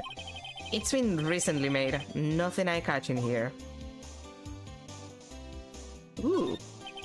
The flowers are faked, as suspected. I know sunflowers and tulips, but that's about the extent of my floral knowledge. The screwdriver stuck in his drawer. I wonder what's inside. Let's take a look. Hey! What are you doing? No touching! Ma'am, calm the fuck down. Oh, bad boy. You really shouldn't pry around in other people's rooms now. But I wanna pry around in other people's rooms. That's my job as a lawyer. That's definitely not my job as a lawyer. You wouldn't want to make me upset, would you? Upset? I thought she was going to explode for a second there. I wonder what could be inside the drawer. Phoenix, please, put 2 and 2 together.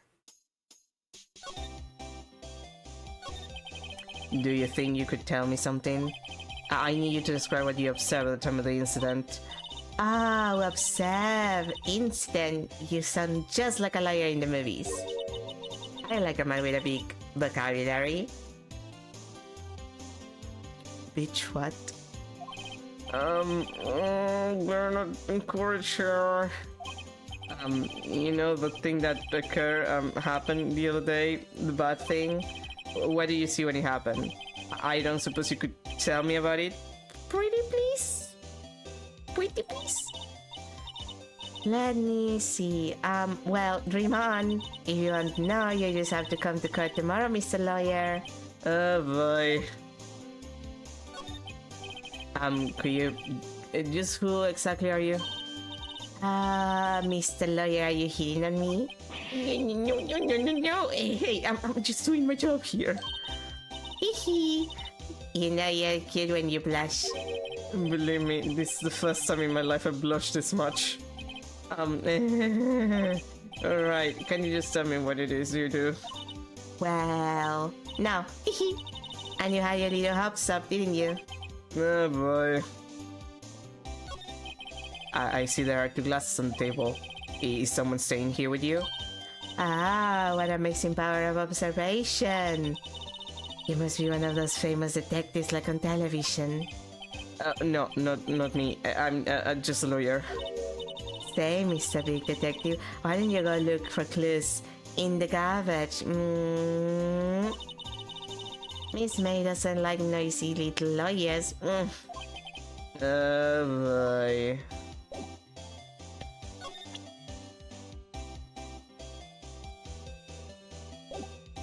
I don't think there's anything I could show her that would get me anything, so... Grossberry, are you back? Seems like Mr. Grossberry's out. Well, maybe I should just wait here for him to come back.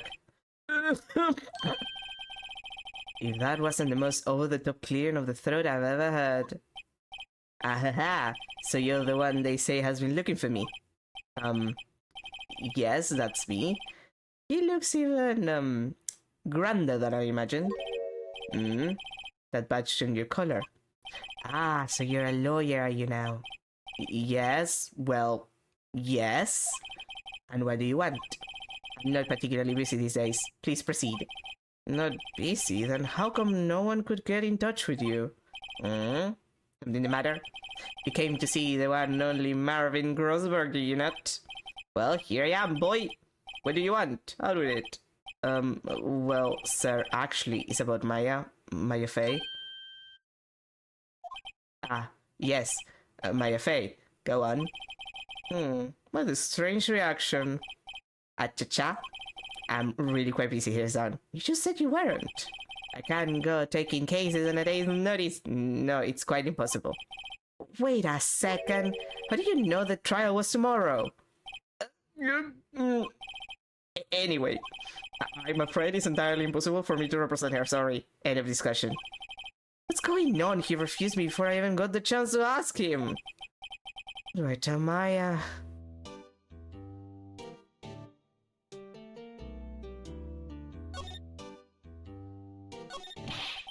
could you just refuse like that? Please tell me why you won't take the case. Well, it's just, you see. The client is Mia's faith sister. Mia trusted you. She knew her sister would be in good hands. Yes, of course I know that. However... I'm sorry, but I must refuse. Sorry, goodbye. Creep. Fine. I don't have time to argue with you anyway. I'll go look elsewhere. I think not. Huh? Did you say something? I think not, I said. What do you mean? I'm terribly sorry. But I'm afraid that no lawyer worth their salt will take on this particular case. Terribly sorry, my boy. Why? I cannot say. I beg your pardon, but could you leave now? I got nothing more to discuss with you. What's going on here? How do you know Mia Fey? She worked here a long time ago. Quite the apprentice, that one. Learned my techniques in the blink of an eye. She left one day, quite suddenly. She had a mission, you see. A mission? You could see it in her eyes. She followed it with a burning passion. Never looked back, that one. Probably realized that I'm easy to buy. What with my silly little moving mustache. That's quite a painting. Aha, you notice. It's my pride and joy. Impressive, isn't it? Well, isn't it?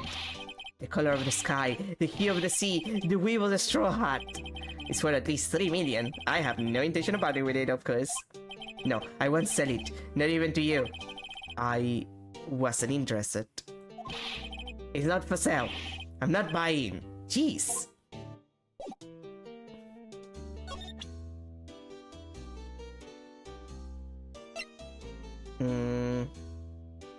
Is there anything that I could present to him?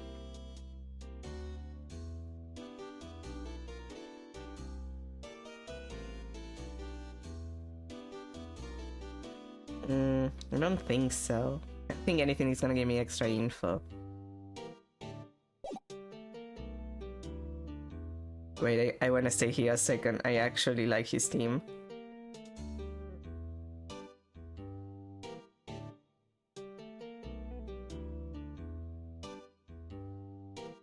Like, this could use a rearrangement.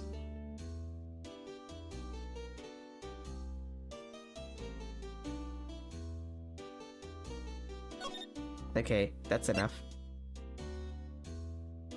No, it's not. Let me listen to it for a second.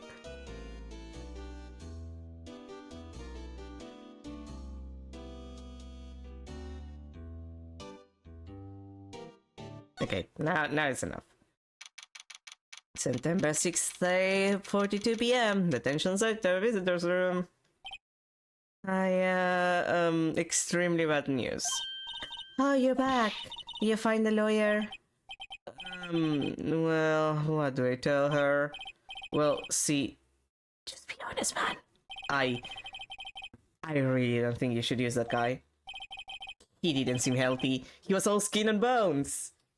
Phoenix, that's the worst lie you ever said in your entire life. What really happened?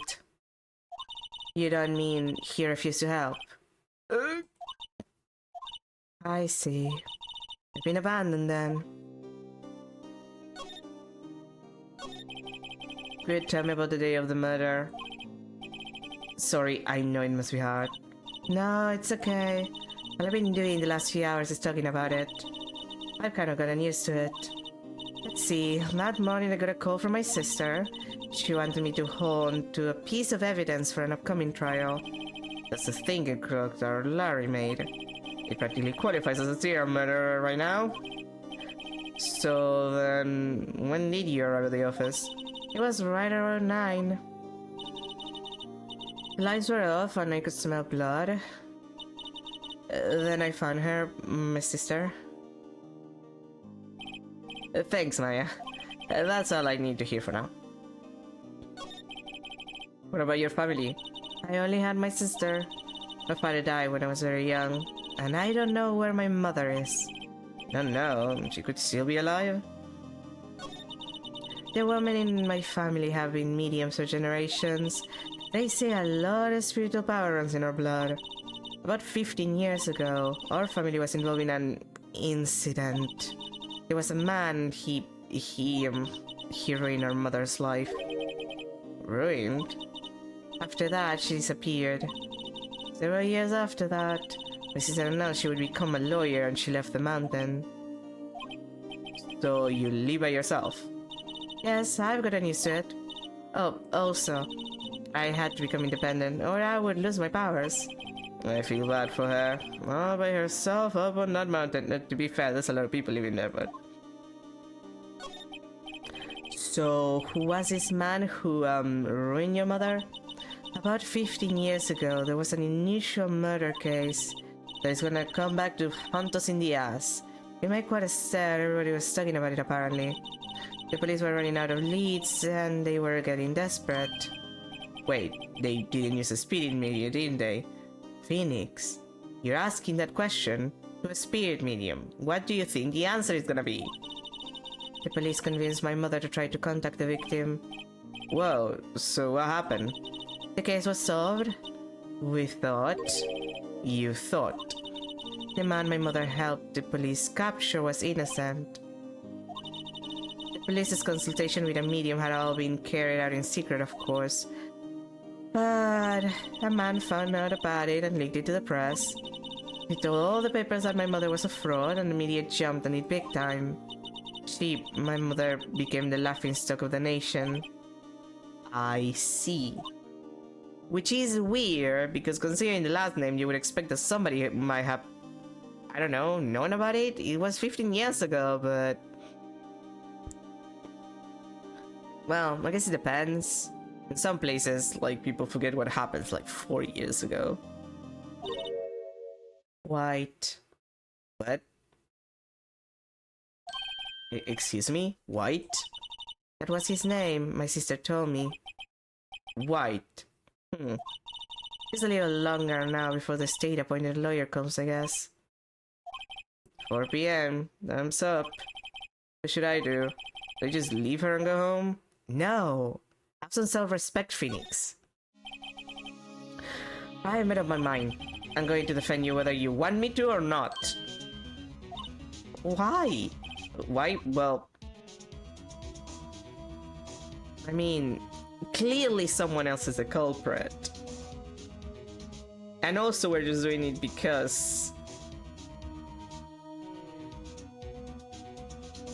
But really, like, we're not gonna leave you alone, baby girl. No one is as sad as a person with no friends. I know, I've been there. A long time ago. Oh, baby Phoenix. Why did I become a lawyer in the first place? Because someone has to look out for the people who have no one on their side. Maya, I won't abandon you. You can count on me. That's so kind of you.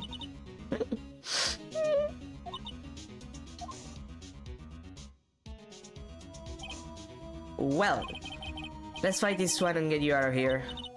Right, thank you. She smiled at last. She looks like an entirely different person.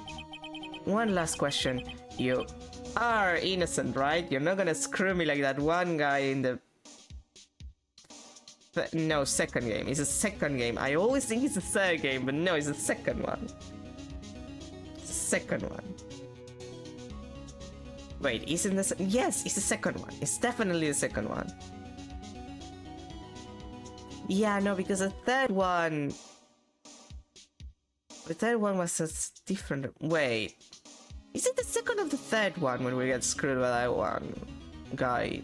I think it's the second one, but it might be the third. I always confuse the ending of the third and the second. Yes, and I trust you.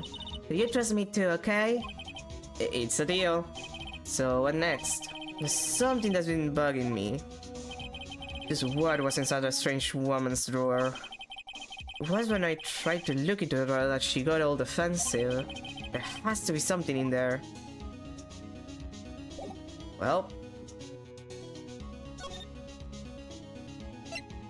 let's try to get it. Good afternoon, sir. Hi, bellboy. Excuse me, you are? Ah, I beg your pardon, sir. I'm the bellboy of this establishment at your service, sir.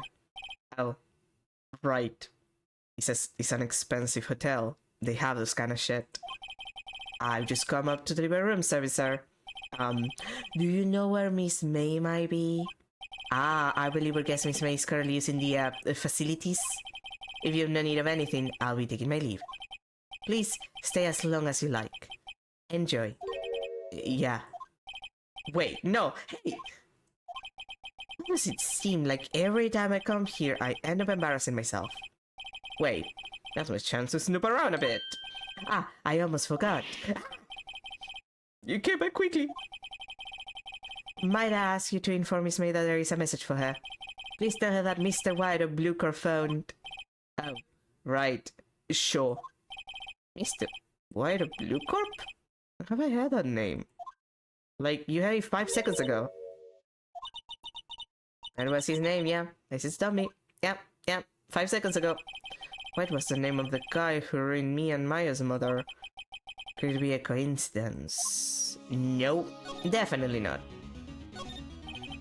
It's a screwdriver sticking out of the half-open drawer because this woman doesn't know how to actually hide evidence.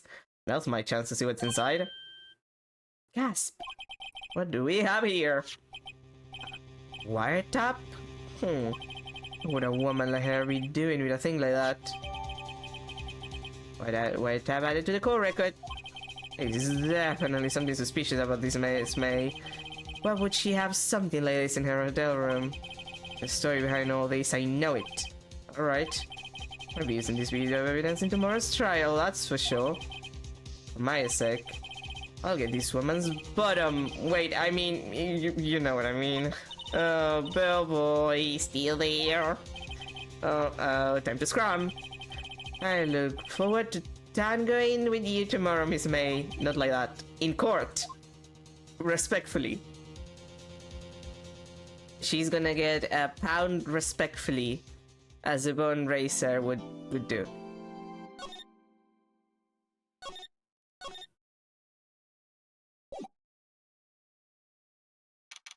September 7, 10 a.m. District Court, courtroom number 1. Oh boy. Oh, hi, extremely weird looking redrawn of Edward's like, why is he so ugly? Why is his redrawn sprite so ugly? Poor Edward. Thank God that they redrew everything for investigations. It looks so much better than this. Court is now in session for the trial of Miss Maya Fey. The prosecution is ready, Your Honor. Hi, nerd. The defense is ready, Your Honor. Miles Edward, my not boyfriend. I better not show any signs of weakness today or he'll be on me in an instant. Mr. Edward, please give the court your opening statement. Thank you, Your Honor. Defendant Miss Maya Fey was at the scene of the crime. The prosecution has evidence she committed the murder. And we have a witness who saw her do it. The prosecution sees no reason to doubt the facts of this case, Your Honor. I see. Thank you, Mr. Edward. Let's begin then. If we may call our first witness, Your Honor. The prosecution calls the chief officer at the scene, Detective Gumshoe. Our favorite mess of a man. Witness, please state your name and profession to the court. Sir, my name is Dick Gumshoe, sir. I'm the detective in charge of homicides on the precinct, sir. Detective Gumshoe, please describe for us the details of this murder. Very well, sir. Let me use this floor map of the office to explain. Oh, I love when they do floor maps and stuff. I love references. The body was found by this window here. And the cause of death? Lost blood due to being struck with by a blunt object, sir. Okay, so this part that is... Okay, so they delineated the window by making it slightly thinner. Okay. The mother weapon was a statue of the Tinker found next to the body, sir. Almost the same as last time. Remember that last time? It was like 15 minutes ago. It was heavy enough to be a deadly weapon, even in a girl's hands, sir. Okay, but that's implying that the little girl could, like... She's not even that little, but, like, could, you know, hold it with enough, like, strength to put it high enough that then, as it fell down, it did the amount of damage that, well, it did. While also just not falling off her hands. Just saying. The court accepts the statue as evidence. They're still calling it a statue. I mean, to be fair, this one is, you know, open. It doesn't have anything inside. So it's more of a statue than the other one was. The floor plans added to the court record. Okay. Now, detective. Yes, sir. You immediately arrested Miss Maya Fey, who was found at the scene, correct? Can you tell me why? Yes, sir. I had evidence she did it, sir. Detective Gumshoe. Please testify to the court about this hard evidence. Wait. As soon as the phone call came in, I rushed to the scene. There were 2 people there already. Defendant, Miss Maya Fey, and the lawyer, Mr. Phoenix Wright. I immediately arrested Miss Maya Fey. Why? We had a witness account describing her. Oh, wait a second.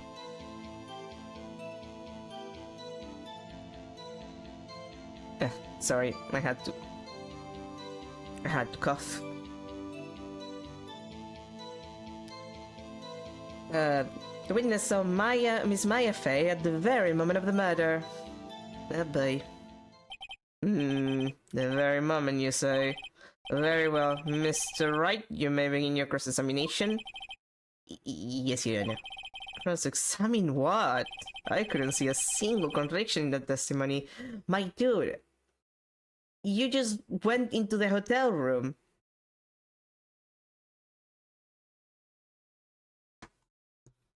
Like, come on, dude. Whoosh. Smack! Hey, Maddie just threw something at me. What's this? When my sister couldn't find any contradictions in a witness testimony, she will bluff it and press the witness for every detail. The witness always leaps up and says something wrong. It worked lots of times. I should have expected Maya would know some of her sister's tricks.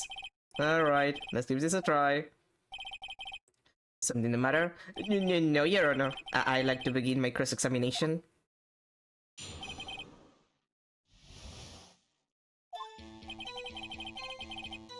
That's not important. That's not important. This is important. Hold on just 1 second. Yeah? If I heard correctly, you said you arrested her because you had hard evidence she did it, correct? Did I say that? Me? I heard you say it. You did say it. You said it. Exactly. What about the suspicious woman in Pink's claim was hard evidence? What? Miss May isn't suspicious and she sure isn't Pink, Paul. Well, I guess she is Pink. That's enough, Detective Gumshoe. Do you have any more solid proof other than her claims, Detective? I guess pressing can have its advantages. Yes. Gah! Sorry, I got the order of things mixed up in my testimony, Your Honor, sir. There was something I should have told you about first, Your Honor. Very well, Detective. Let's hear your testimony again. It's not like this is gonna happen 1,000 times.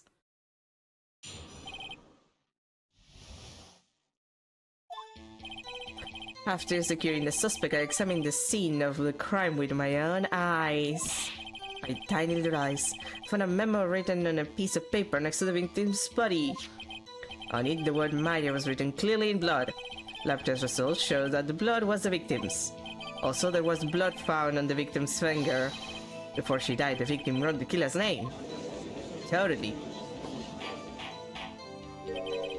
I like that. That's my hard evidence.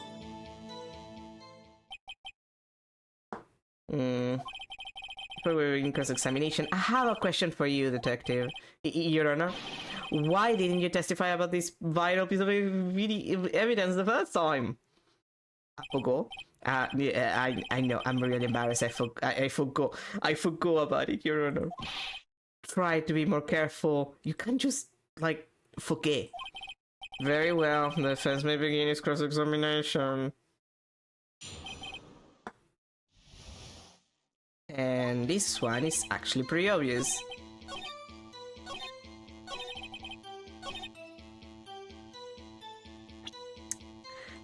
Can write a message if that is what's instantaneous.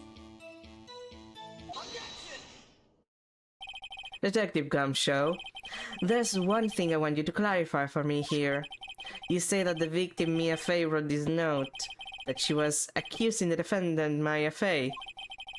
That's really what you're saying. What? This isn't one of those lawyer tricks now, is it? Oh, come on. Everything I do is a lawyer trick if I try hard enough. Of course she wrote it. Who else could have? You have it backwards, Detective. Backwards? The victim is the only person who absolutely could not have written it. This is a report from your department, Detective. Immediate death due to a blow from a blunt object. She died immediately. No butting your way out of this one, Detective.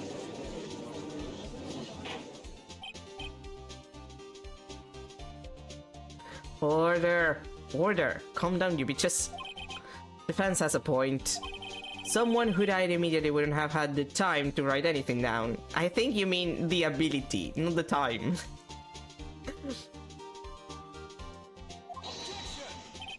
Mr. Wright, I beg your pardon, but when exactly did you obtain that autopsy report? When? It was the day of the murder. I'm pretty sure it was the day of the murder. You're wrong there, pal. We didn't write an autopsy report the day after. Oh, right. Oh, I'm an idiot. The prosecution's point being? That autopsy report is outdated, Your Honor.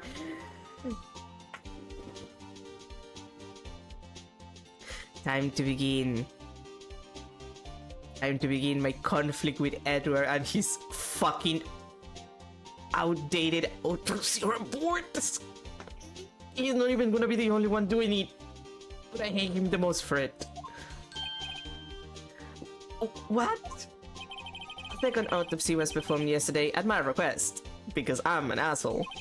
That was almost immediate due to a blow from a blunt object, but there is a possibility the victim lived for several minutes after the blow.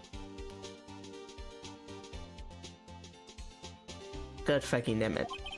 I received these results this morning. No way.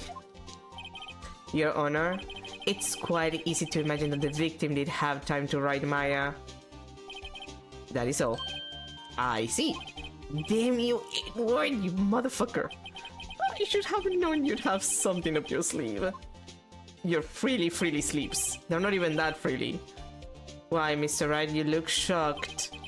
Something you want to say? You're a sham, the technique's a sham. I'm a sham. Nah, I respect you too much to call you a sham even if you're an asshole. I respect myself too much to call me a sham. The technique's a sham. Detecting Gumshoe, you're a sham. How could you give me a faulty report? Huh? I thought... Detective Gumshoe? I'm disappointed in you, handing him the wrong report like that. I can't believe he's offending me. I'm sorry, sir.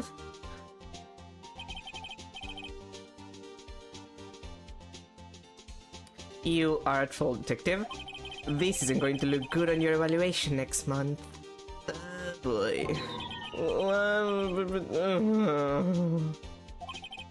Your Honor, I submit this report to the court.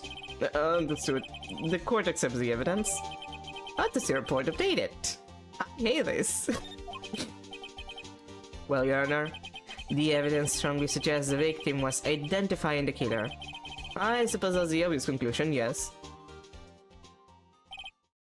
Damn, this isn't good. The prosecution would like to call this next witness. This poor innocent girl saw the murder with her own eyes. Nah, I wouldn't call Miss May, Miss April May any of those words she's saying. The witness Miss is it April or April? I guess it's April, like it's a month, but the witness Miss April May take the stand. Exactly what part of her is innocent. Oh boy.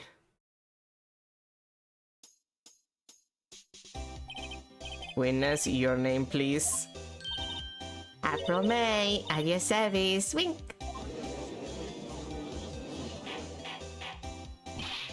Order, an introduction shall not require any reaction from the crowd. The witness will refrain from wanton winking. Ah, yes, Your Honor. This is not good. She's already captured the heart of every man in this courtroom. This just proves the fact that we need more women in the industry. Why are more women in this industry? Well, all the men except for Edward, obviously. Because were you on the night? Where were you on the night of September 5th when the murder occurred? Yes, I was like in my hotel room. I checked in right after lunch. And this hotel is directly across from the Fay and Co. law offices. That's right, big boy. Please testify to the court about what you saw. Yeah, boy. It was like 9 at night. I look out the window, you know. And then, I saw a woman with long hair be intact. The one I took her was this mousy girl sitting in the defense's chair. Then the woman like dodged to one side and ran away. But that girl, she caught up to her and she hit her. And the woman with the long hair, she kinda slumped. I guess you could say she slumped. The end. That's all I saw. Every little bitty witty wink. What about... What did the judge just say about the wanton winking? Well, Your Honor, I see. It is a remarkably solid testimony. I don't see any to trouble the witness any... Wait, Your Honor. Yes, Mr. Wright. What about my cross-examination? I'm supposed to do that, you know, for the lawyering. I thought the witness testimony just now was quite firm. Didn't you? No, you were looking at her. You were looking at her tits, please. Mr. Wright, I understand you were Miss Mia's face understudy, were you not? You must know her techniques well. Her cowardly way of finding tiny faults in perfectly good testimonies. You're still salty because she beat your ass. Like, come on, Edward. Edward? Edward.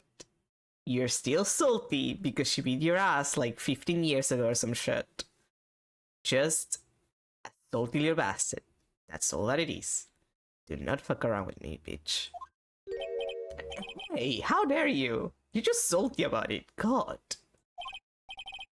Well, Mr. Wright, will you cross-examine it? Yes, I'm doing it. Glad to proceed with the cross-examination. If only because I have a feeling Edward doesn't want me to. She has to have some weakness. Very well, you may begin your cross-examination. Yay!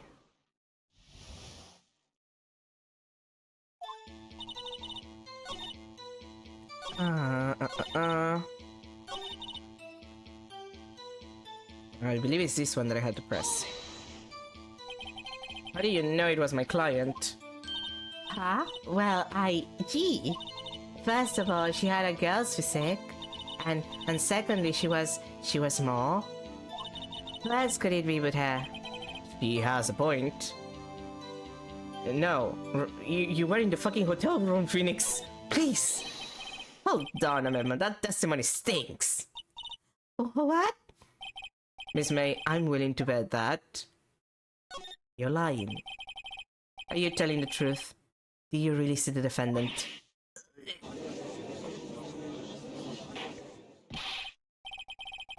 Mr. Wright, what's the meaning of this?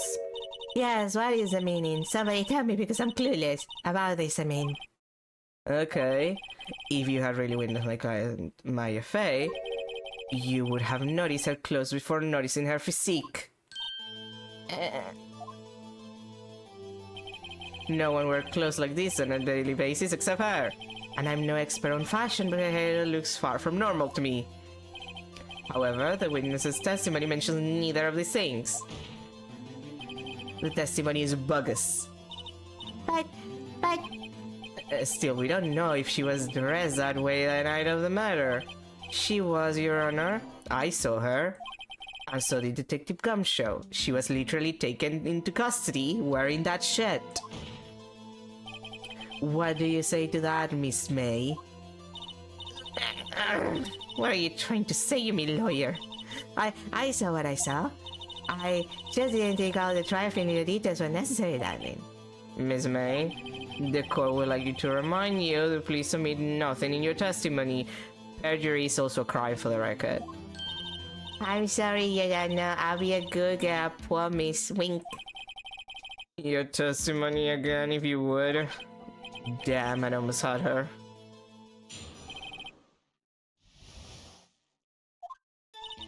I did see everything, I did. The victim, the woman, dodged the first attack and ran off to the right. Then the girl in the hippie clothes ran after her. And she hit her with that weapon. I saw it, I did. That clock, the kind of statue clock, the thinker thing. Well, does the accuracy of my report not start to hit? Got it here. I see. I only wish you had been so detailed from the beginning. Please begin the cross-examination. Don't worry, this will take like 5 seconds. You already fucked yourself over with like this line. How would you fucking know? Like, how would you know? Miss May, what you said just now was quite revealing. Revealing? Ooh, you like that, didn't you, naughty Mr. Lawyer? You just said that the statue of the thinker was a clock, but there's no way of knowing that just by looking at it. Another person in much the same position as you recently called this a clock too, and he was found guilty. A murder. Order, Miss May, can you explain how you know this was a clock? The witness saw the murder with her own eyes, that's all that's important here.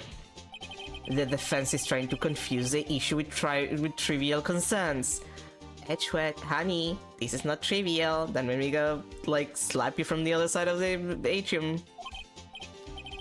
Yes, of course, you will withdraw your question, Mr. Wright. But questions are all I have, Your Honor. And as you may recall, I've caught murderers with these questions before. Well, only once. Objection sustained. You may continue to question the witness. Ooh, that was close. If you stop me there, this trial will be over. So what happens now? What happens now is you answer my question. How do you know it was a clock? What? That's... because I heard it? Yes, I heard it say the time. So you've been to the law offices of A&Co? No. Hey, I didn't say that. Why would I go there? I heard you from my hotel room. The law offices of A&Co where the murder took place is very close to the hotel. She could easily have heard the clock. Okay, that's a stretch. That's like a gigantic stretch. Like, I remember this was part of the argument, but it's like a gigantic stretch to say that you can hear it from like that far away. Like, Edward, hon, aren't you ashamed of yourself? Well, Mr. Wright, are you satisfied?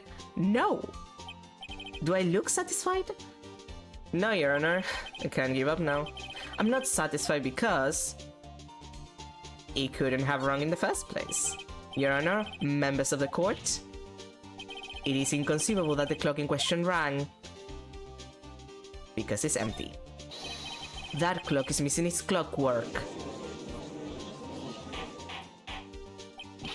How could you possibly? Just take a look, right now. Oh, see anything interesting, Your Honor? It is as the defense says. This clock is missing its clockwork. It's quite empty.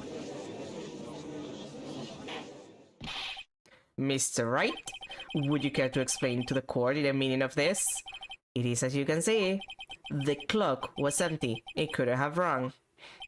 Therefore, this witness is a big fat liar. What? Well, Miss May? Edward, don't do me the finger thing. My honest reaction to that? Quite a show you put on for us, Mr. Wright. He knew the clock was empty. Somehow he knew. I'm afraid you've forgotten one thing, however. Indeed, the clock is empty. As you say, it can't ring. However, we must ask, when was the clockwork removed? If it was after the witness heard the clock, then there is no contradiction. That's true. That is a possibility. The clock might have been emptied after she heard it. And that is exactly what happened, Your Honor. Well, Mr. Wright, can you prove when the clockwork was removed? I can't actually. Don't give me that face. Impossible, of course. I have proof. What? Wasn't it you who told me proof is everything? Well, I was listening. And now I'll show you the proof you like so much. The evidence that proves when the clockwork was removed is the cell phone, obviously. Yeah, that's the entire conversation. And present it. Take a look at this. That's a very cute cell phone. Ah, you have a girly phone. Wait, this isn't my phone. Listen, this is the defendant's cell phone and it contains a recording. A recording of a conversation she had with the victim on the day of the murder. Order, order. The defendant's cell phone. This wasn't brought to my attention. Perhaps Detective Gumshoe overlooked it. The good detective better remember his for evaluation soon. I gotta say, I'm starting to feel bad for the big fella. Let's hear the conversation. You just want me to hold on to the finger for you then? If you could. I should probably tell you the clock isn't talking right now. Huh? It's not working, that's lame. I had to take the clockwork out, sorry. September 5, 9:27 AM. Your Honor, I think this makes it clear the clockwork was already gone by the time this was recorded. Which was well before the witness even arrived at her hotel. Well, Miss May, would you care to explain this to the court? Just how did you know that weapon was a clock? Well, isn't it obvious? I saw the clock before. What store was that again? I got so many. Oops, I forgot, wink. So the witness has seen it before. That would make sense. Does the defense have any objections, Mr. Wright? Yes, actually, because that's impossible. The witness claims she had seen it before, but this directly contradicts a piece of evidence already submitted to this court. Well, then, let's see it. Please produce the evidence that will prove the witness had not seen this clock before. Well, obviously, it's made by Larry Butts. It's simple. This clock was never in any store, ever. A friend of mine made that clock. Only two exist in the world, and the one that isn't here is in police custody. Impossible! Everything is sold in stores? Miss May, I think it's high time you went shopping for a better excuse. Oh, excuse is not on sale today. Oh,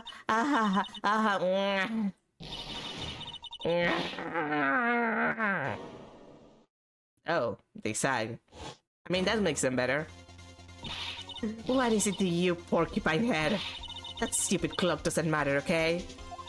She did it, and she should die for it. Die! What is with people who just wanted the death penalty in this game? Whoa, let's not get ahead of ourselves. It's a court of law, and the witness will remain calm. Oh. Oh, silly me. Did I, like, lose it? I guess I did. Winked. Scary. Miss May, let me ask. Tell me, how do you know the weapon was a clock? Only dear. Does the defense have an opinion on this behavior? Okay, this is it. Yes, Your Honor. Allow me to explain how I see the truth of the matter. Mr. Premay, you knew the weapon was a clock because... well, you heard about it, probably. The witness had never held the clock in her hand. However, she had heard that it was a clock. She had? That is correct, Your Honor. There is another way she could have known the thinker was a clock. And I can show you the proof. Well, this is interesting. Let's see then. Show me evidence proving that the witness had heard the murder weapon was a clock. Oh, my beloved wiretap. Have a look at this. That? I found it in Miss May's room. Mr. Wright, please explain to the court what this is. Miss April May, you were tapping the victim Miss Mia's face phone, were you not?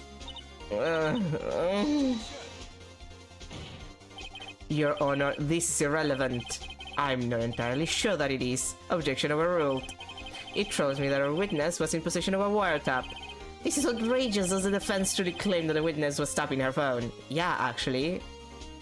Absolutely. Absolutely. What did I just say? Even if that was the case, which it's not, you still have to prove one thing. Did the victim ever say that the weapon was a clock on the phone? Can you prove that? I think not. Oh yeah, I think I can't. It's simple. What? God, he's so silly. Here's my proof. The proof that the victim said on the phone that the weapon was a clock is literally the cell phone again. I present the defendant's cell phone again. Yes, we've seen that. Listen once more to the conversation between the defendant and the victim, please. Mia, what's up? You haven't called in a while. Well, actually, there's something I want you to hold on to for me.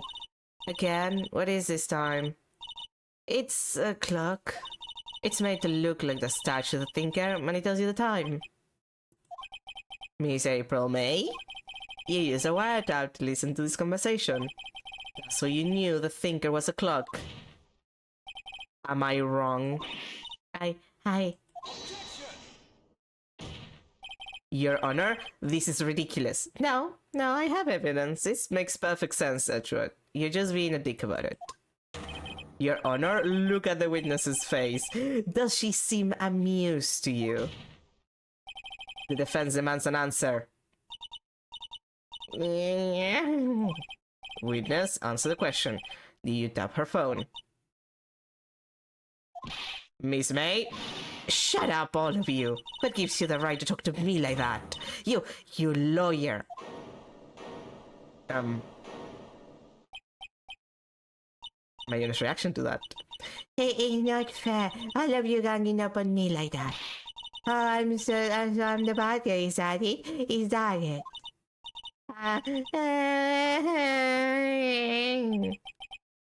That did the court seems the real Miss April May now.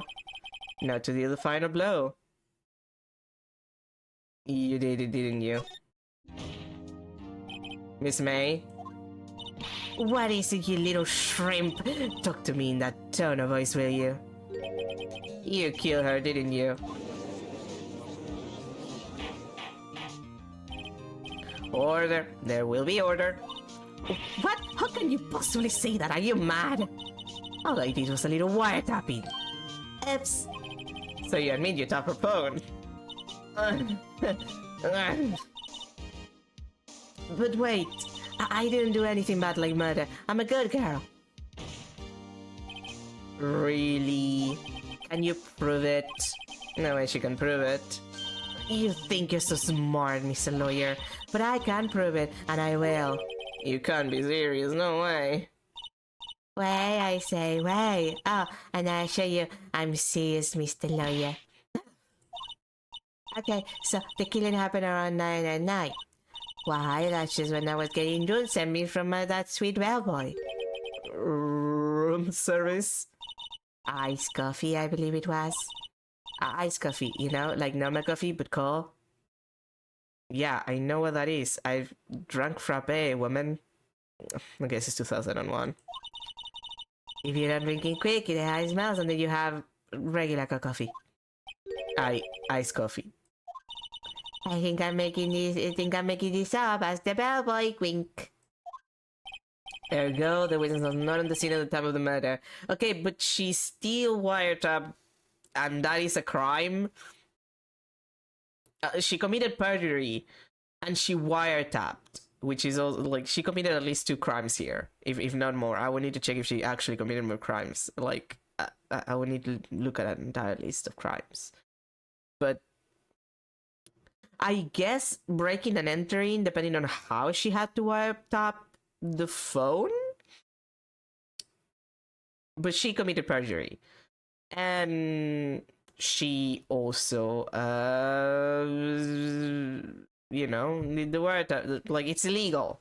That's at least, like, I don't know, 20 years. Phoenix, don't worry about it. So where does that leave us? It is my great displeasure to inform you that the witness appears to have been tapping the victim's cell phone, among other shit. However, that is a separate crime with no bearing in the current case whatsoever. Her testimony stands. She saw the defendant, Maya Fey, commit the murder. No, they're going to let her just walk away. There's no way I can win this unless I tie Miss May to the murder somehow. Well, does the defense have anything to say? Well, come on, think of something. Well, just call the bellboy, bitch. The defense would like to call the hotel bellboy as a witness. There's something suspicious here, and I'm going to get to the bottom of it. I think you've something quite low enough already. I object to calling the bellboy. Why? What's your reason? Because I hold the wiretapping had nothing to do with the killing. However, if you agree to one condition, I'll consent to call this witness. Condition: if Miss April May's alibi is not clear into question after you examine the bellboy, then you will recognize that Miss April May was not the killer, that she was innocent. And thereby you must also accept the verdict of guilty for Miss Maya Fey. That is my condition. What? I verified something suspicious in that bellboy's testimony. Otherwise, Maya will be declared guilty on the spot. What should I do? No, accept the condition. We'll find someone else to just blame for the crime, sweetie. It's what we always do. Don't worry about it. Alright, I've got nothing to lose except for, well, everything. Understood. I accept your condition. Huh. Fool. You fell right into my trap. Your trap card? You activated your trap card on me? Wait. Very well. The court calls the hotel bellboy to the stand. I believe we're ready for the witness to testify. He certainly does look like a bellboy.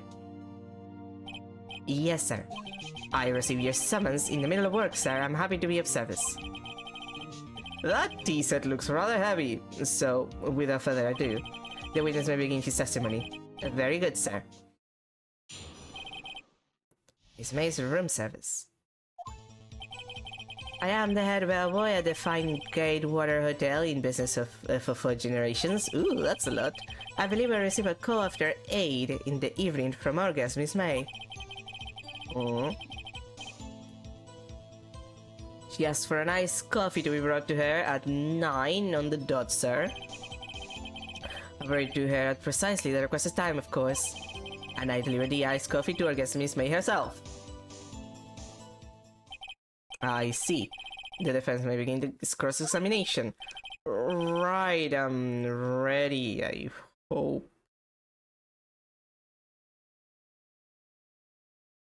We're fucked. This is it. If you can't prove Miss May was involved with the murder now, Maya will be finished.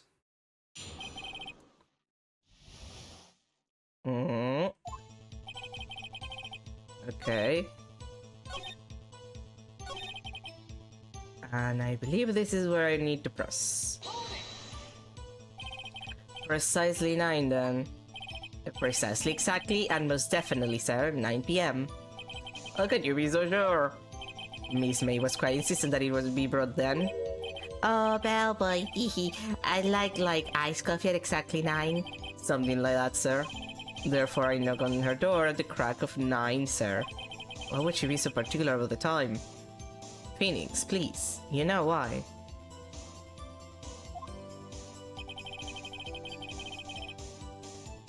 And I need to press this again. You are sure it was Miss April May herself? Absolutely, sir. Absolutely? Yes, sir. As in, so very absolutely, sir. It's an endearing mannerism of mine. How come you're so very certain? Well, when I read the room service, sir. The guest, they fired me with an embassy. What's that? Is that French for embrace? No, Han, it's French for kiss. It's French for kiss, sir. But not a French kiss, sir. More of a peck on the cheek. Why would she have done that? Phoenix, you know exactly why she would have done that. I believe perhaps she was momentarily swayed by my prim demeanor, sir. It was a moment I shall never ever forget, sir. Sounds pretty fishy to me. I think when Miss May was up to something, I wanted to be able to remember her. No good. There's nothing there. Is that it? Finally, you understand. This rebel has absolutely no reason to lie. Now, if you have any decency, you will end this rather tedious cross-examination here. Okay, but Edward, you forget something. I have no decency at all. And barely any self-respect. It was a bit tedious. The witness may leave the stand. Can't let this happen, can I? Nope. Protest. Wait, please wait. Yes, the defense have something to add? One last question. Let me ask one last question. Your Honor, I must object. This charade of justice has gone on long enough. Now, Mr. Edward. Alright, Mr. Wright. I'll give you one more question, that's all. Okay. This is really it now? This is my last chance. What do I ask him about? The check-in. Tell me about check-in. Tell me about when you checked in Miss May. Oh, alright. Very well, sir. My first thought was that she was a beautiful, beautiful person. She was just my type of girl, so it was a disappointment, really. I see. Oh. Excuse me, what exactly was the disappointment? Well, I am not without charm, sir, but even I'd have little chance with her lover there. What did he say? What did you say? Rather quite. Bellboy, tell us the truth now. Did Miss May check in with another person?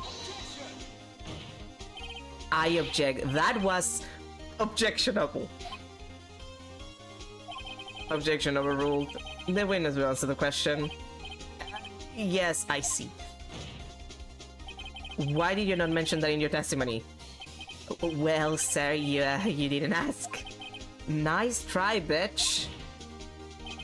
That's the sort of thing you're normally supposed to mention. Yes, quite, indeed. It was the, good barrister there, Mr. Edward, who...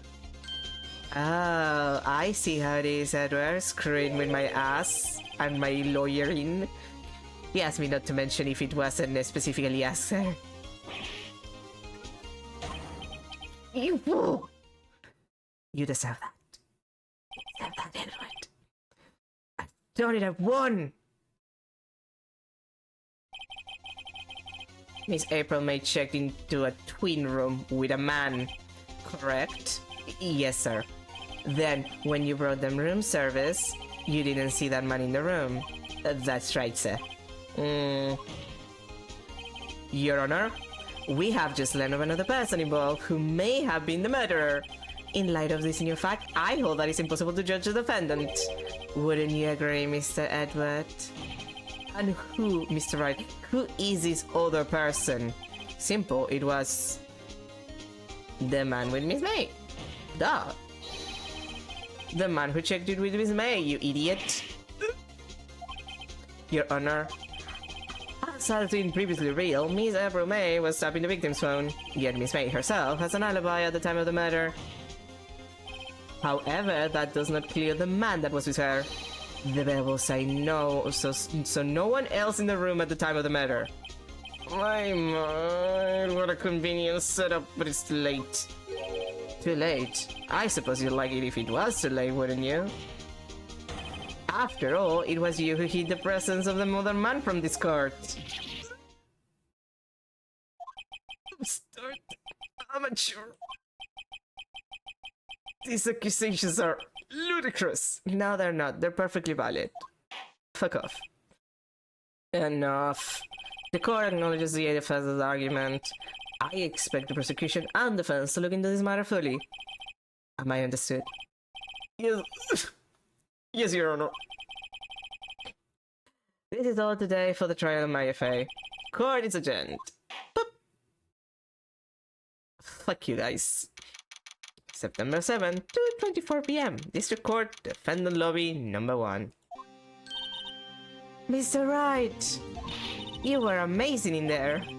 Really? I think I might be your newest fan. Oh, I was just doing my job, you know. Hey. Then again, that other Tony was pretty cool too. That face of his with his wide eyes and trembling lips. That's Edward when he's angry, just saying. It sent shivers up my spine. If you say so. So, what happens with me? Do I get to go home now? No, girl, sadly that's not the case. Well... Yeah, you're not leaving for a while. No, I don't think so. Not yet. I see. But I got a great lead in today's trial. A lead? That man with Miss May, he's the key. Oh, I get it. What happened to Miss May after that anyway? I heard they arrested her. I guess she's letting her transfer work everywhere. What with the wiretapping and, you know, the perjury. She's probably at the detention center now. I may have to go down there later. Anyway, this case is far from closed. Yes, sir. I'm going to find out more about this man. You think he was the one who... Maybe so. Yes. Don't worry, I'll find him by tomorrow, I promise. I'm counting on you. Girl. Again, don't worry. I'm good at this. I asked for a full record of April May's testimony. I thought it might come in handy during the trial tomorrow. But now that I have it, I'm not so sure. Most of her testimony was all lies. In fact, there's only one part that hasn't been stricken from the record. May's testimony added to the court record. I don't know how much good this will do me at all now. Anyway, I'm the payment and do some investigating. Maya doesn't belong in the detention center. It's up to me to set her free. Hell yeah. Yes! Why would you... Yes, I'm always going to save, you bastard. God, finally a point where I can say, yeah, I can go get my coffee, because I need to do the intermission. With me here for longer than I usually am before I get my intermission going. September 7th, 3:11 p.m. Detention Center Visitors Room. Well, hello. I didn't expect anyone to visit me in such a dank place as this. It's really quite moving. Not you stink lawyer! I hope you die. Have you come to laugh? Yes, laugh at the fallen Miss May. No, not really. There's something I wanted to ask. Unfortunately, there is nothing I want to be asked. Haven't you done enough questioning, you spiky head? Here we go again. Please, you're scaring the security guard. So, what is it you wish to ask me then? For starters, how do you get to be so totally worked? That's an excellent question, which we'll answer later, after I get my coffee. So, I'm gonna go do that, and then I'll come back, and then we'll continue. I'll be back in a sec.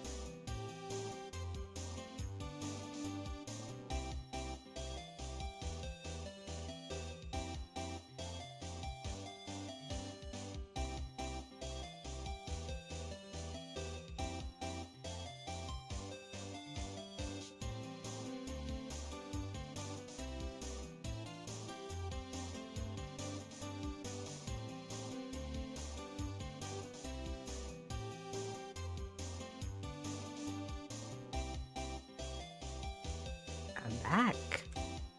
Sorry for the wait. I have my coffee. I'm ready to deal with this shit, I suppose.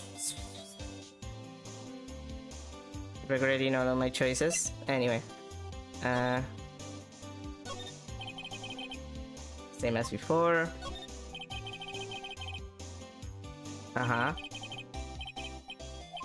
Or maybe she just doesn't get to see a lot of women like he's main here. Thanks for the clarification, Phoenix. Okay, ma'am. About that man. About the man who stayed with you in your hotel room. You know, that man. That man, not to be confused with that man from the Guilty Gear series. Completely different that man. Can you tell me about him? Where is he? Come on. No way, Jose. Maybe if I had something to get her to talk. Why did you place a wiretap on Mia's phone? Ah, when you say it like that, it sounds so cold, so criminal. It is a crime. Tapping people's phones is a crime, is me. Oh, and I suppose you learned that in lawyer school. Creep. This woman is impossible to talk to. Say, why are you so angry? I mean, you don't look like a bad person. Oh, that does it. Bottom feminine scum-sucking lawyer. Bottom? Yeah, no, I like to trust that Phoenix can top. Come on. I can't tell. Does she have a thing against lawyers or just against me? No, Phoenix, it's against you. And don't worry, you're not a bottom. Don't worry about it. You're probably a switch. Is there anything that I can present right now? Do I have to get something else?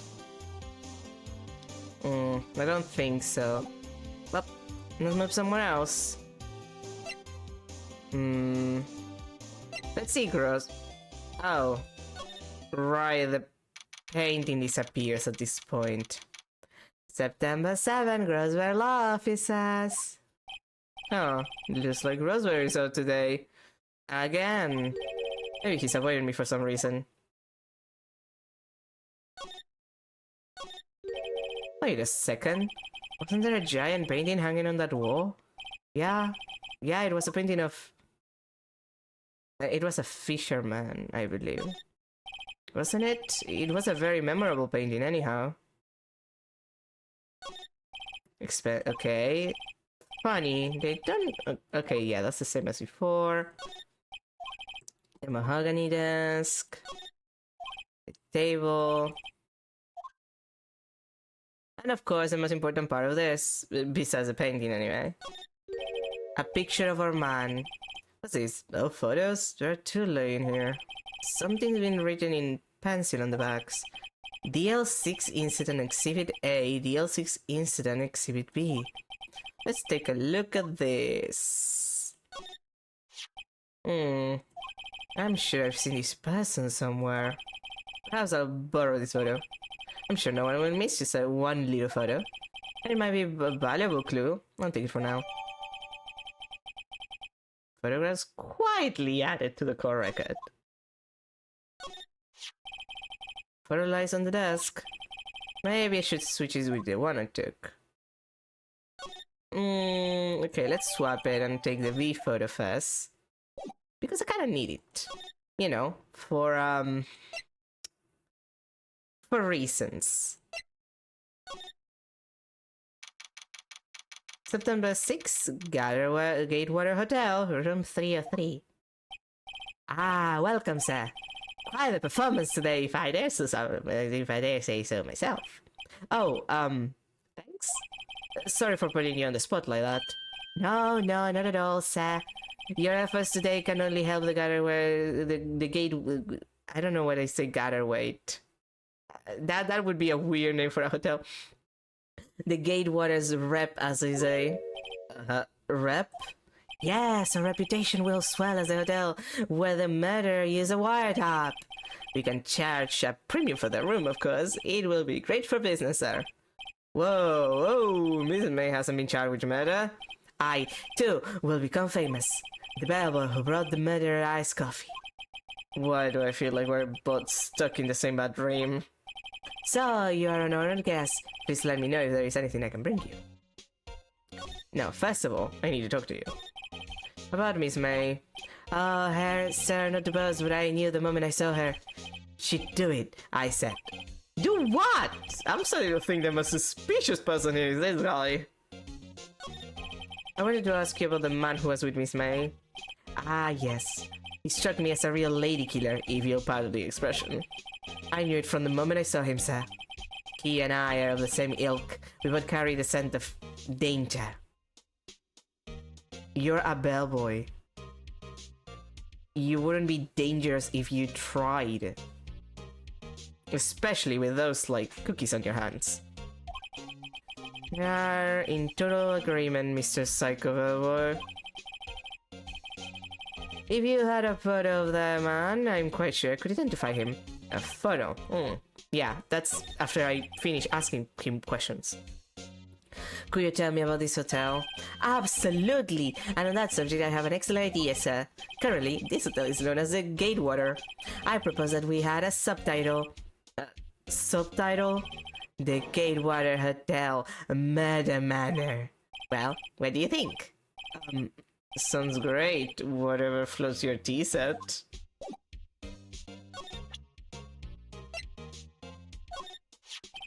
Take a look at this photo. That's him, detective. I'm the lawyer. Oh, I know that. I just wanted to say detective once. You know how it is. No? No, I don't. Without a doubt, that is the man who checked in with Miss April May. How about I write out a affidavit to swearing that that's him? An affidavit? This guy is way too excited about him. I mean, yeah. Well, sure, why not? It's not like it's gonna be less useful. Yes! I've always wanted to write an affidavit, sir. From henceforth, I will be known as the rebel who saw the affidavit. Just hurry up and write it. He's way too excited. Rebel's affidavit added to the court record very excitedly. From him. He's the one who's excited. Not even Miss May can play dumb to this. And now we can go and annoy her. You again? Can't you take a hit and stay gone? Hey, the only reason I'm back here is because you won't talk to me. Ah, so it's my fault now. You don't just have spiky hair, you also have a spiky hat. That does it when this case is done. I'm shaving my head. No, Phoenix don't become bald. Anyway, have a look at this. Look, I've said several times, I'm not telling you. Yeah, that's a change in expression if I've ever seen one. Where do you? Aha, a reaction. This is him, isn't it? What? Who? When? Why? It is him. This is the man who stayed in your hotel room the night of the murder. No, that's not right. Nice try, Miss Cooperative. Do you have proof that it was him? Yeah, proof. Show me proof. I'm so close. Not like that. Could you have a look at this? What's that? The Bellboy's affidavit. It tells us everything he saw, such as the man you checked in with, who was most definitely this guy. Now I'm getting somewhere. I mean, she's clearly not into being East. Like, I don't know. She's not particularly happy about this. So, yeah. This is the all or nothing. Time to do a little bluff. No use playing dumb. If indeed that's an act. If you don't talk, I'm taking this info to the press. What? Even though he should have been witness to murder, your little friend was missing. I'm sure the press will have a field day with his reputation. Oh, fine, I'll talk. You win, lawyer. Yes! Man, that felt good. It's great to be alive. Why are you bumping your fist in the air? Now, tell me about the man you were with. Man, he's my boss. Red White, the president of the information gathering conglomerate Blue Corp. Red... White? Information gathering? Well, I suppose you could call it a detective agency. It's definitely not a detective agency. We sell information that we steal from people. You know, by Palapine. That's what I had it right. That's what the wiretap was for. You get it, right? You sip my coffee? So this is the man that was with you the night of the murder. I'm scared to talk. I don't want to end up like her. Well, that's a lot that you just said there with those words, lady. It's okay. I'll just ask Mr. White himself. Can you tell me where Blue Corp is located? Miss Red White at last! Finally a lead on this guy. If Upper Mike couldn't have done it, that leaves him. Time to take action. That was a activity discarded. God damn it! That could have been useful.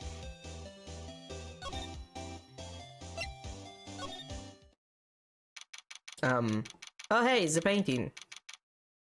September 7th, Blue Corp Inn, CEO's office. What's with the surreal decor? Welcome! Please furnish me with the title of your personage. What? Your name. What's your name? I was just incredibly asking the title that you go by. Right? Phoenix Wright? Incredibly? Mr. Wright, is it? Right, I see. Splendiferous. Perhaps I have intimidated you with my gigantesque vocabulary. What is this guy's problem? I'm Red White, CEO of Blue Corp, you know, corporate expansion official. I also write fan fiction with a lot of really difficult words because I feel like it makes me feel smart. My business dealers bring me into contact with the elite of the elite. So I'm afraid I am not used to conversing with the wordly challenge. What a fruitcake! And not even that way. Let me guess. You are an attorney fresh out of law school, are you not? That's the only explanation for why you would come to meet me like this. What does he mean by that? Well, Phoenix, that means two things. One, he knows who you are. Because he heard Mia talk about you. And two, he's gonna fuck us up. Because he's a powerful, rich CEO who can do whatever the fuck he wants. Because he has the most dangerous weapon in the history of humanity. Money. No matter. So, what business does a mighty lawyer have with a man such as myself? Yipes, this guy's arrogance meter is off the scale. What? The desk. I'm guessing this is supposed to be a desk. My, this is quite a thing. It is modeled on my body, see? Well, does its sleek run the tour not inspire you? No! Let me see. Okay. Okay, that's a painting. Huh.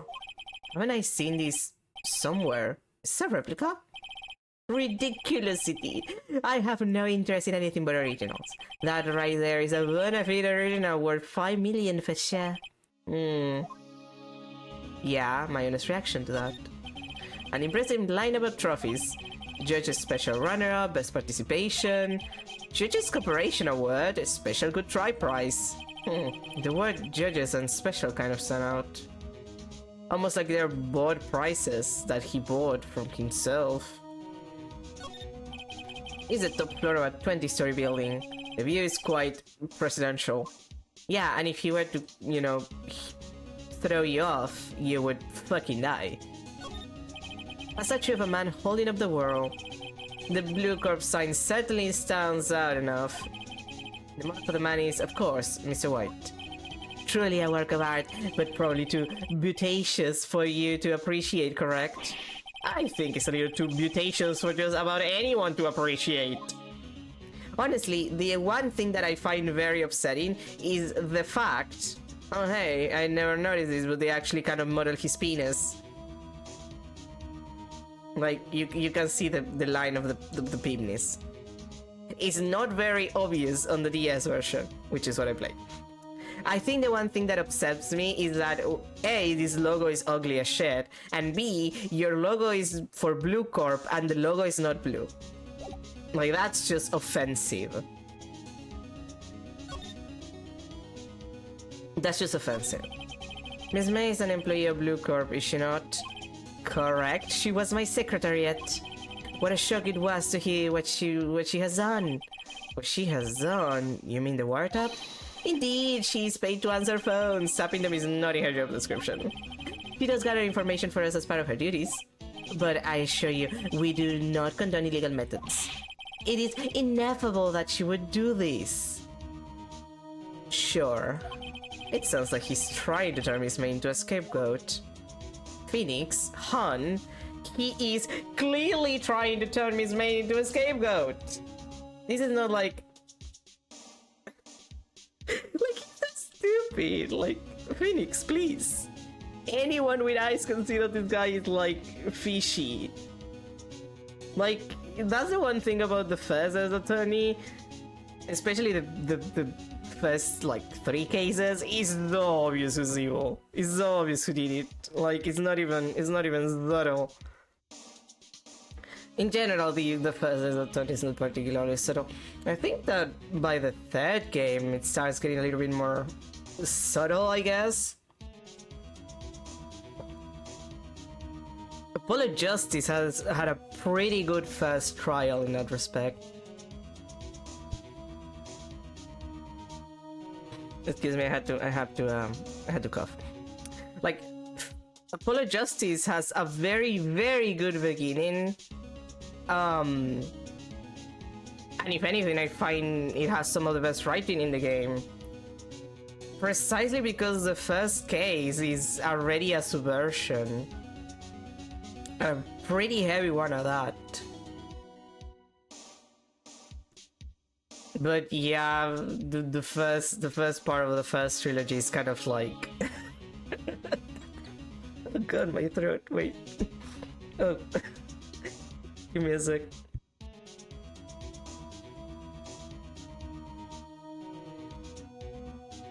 Oh god, I don't know what's up with my throat today.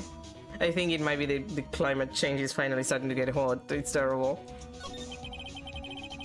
But yeah, this is a little too on the nose.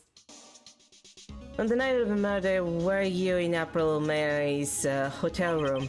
Who can say? I seldom pay attention to mundane details such as time and place. My motto is, don't worry, be happy. Still, Mr. White, the hotel variable has stated on the record that he does remember you very clearly. No matter, the variable can say what he pleases. I've seen what talk to you. If you want me to speak, put me on the witness stand. Although I doubt you'd be capable of doing that. He raises a good question, actually. Why didn't the prosecution call him as a witness? He should have seen the same thing as April May. The police, the courts. To me, they are mere toys, playthings for my amusement. What kind of company is Blue Corp anyway? Ah, excellent question. We buy and sell various kinds of informations. We are a company of the future. You might say we are the future. Sell information. Yeah, Phoenix, like, you know those people that put you in, like, mailing lists? And, like, the kind of shit that Google does today? Like, that kind of shit. In just 10 years, I built this business up into the grand office you see now. Except they're more illegal about it because, you know, wiretapping. Ah, in case you were wondering, Blue Corp was named after the color blue. I read White of Blue Corp as founder and CEO named it so. And why, you ask? Because I like the color blue, of course. It's not a reference to the United States of America or anything. Fantabulistic, is it not? Sure. There's something that's been bothering me. Yes, what might that be? That big painting on the wall over there. When did you get it? Say, when did you get that painting? No idea. I forgot. I've seen that painting before. Yesterday, in fact. Why do I find that painting here today? Mr. Wrong, was it? Right. The complete opposite of that. It appears you do not fully grasp your position here. I ask again. Who are you? A lawyer? No, my feeble friend. A mere lawyer. Well, nothing. Zilch. Zippo. Nada. Just like that sorry excuse for a Tony Grody burger. What?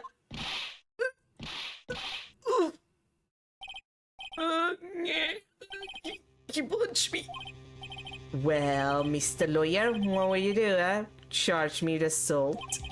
Charge away, I welcome it, for it is you who will be found guilty. What? Heed my exposition. The police, the courts, they all do my bidding. So you say. But I wonder, is that kind of control really possible? I don't expect you to understand. It's a world beyond your compensation. Wouldn't it be my comprehension? You came here from Grody Burgers, I presume. Mr. Grossberg, yes. Then you must ask him, why is it that this painting of his hangs here? Perhaps then he will tell you. Perhaps he will explain how a man can live life purely for personal profit. Go now, skedaddle. There is nothing more to discuss. Motherfucker. Well, there is a man that I need to talk to. Hi, Grossberg. I paid a visit to an asshole. And no, not yours. That one has diarrhea. You know, because of the hemorrhoids. Because the hemorrhoids also cause you to have, like, you have diarrhea that causes hemorrhoids, and then the hemorrhoids cause you more diarrhea. Like, it's a vicious cycle. If you don't fix your diet and, you know, actually do treatment. Oh, I don't think he's noticed me standing here. Maybe I should clear my throat? Jumping your pants. Oh, you. What's wrong? You look so pensive, like an old man at the end of his days. I'm not senile yet. I was just thinking about this whole mess. Something's really bothering him, that much is clear. Oh god, the good music. So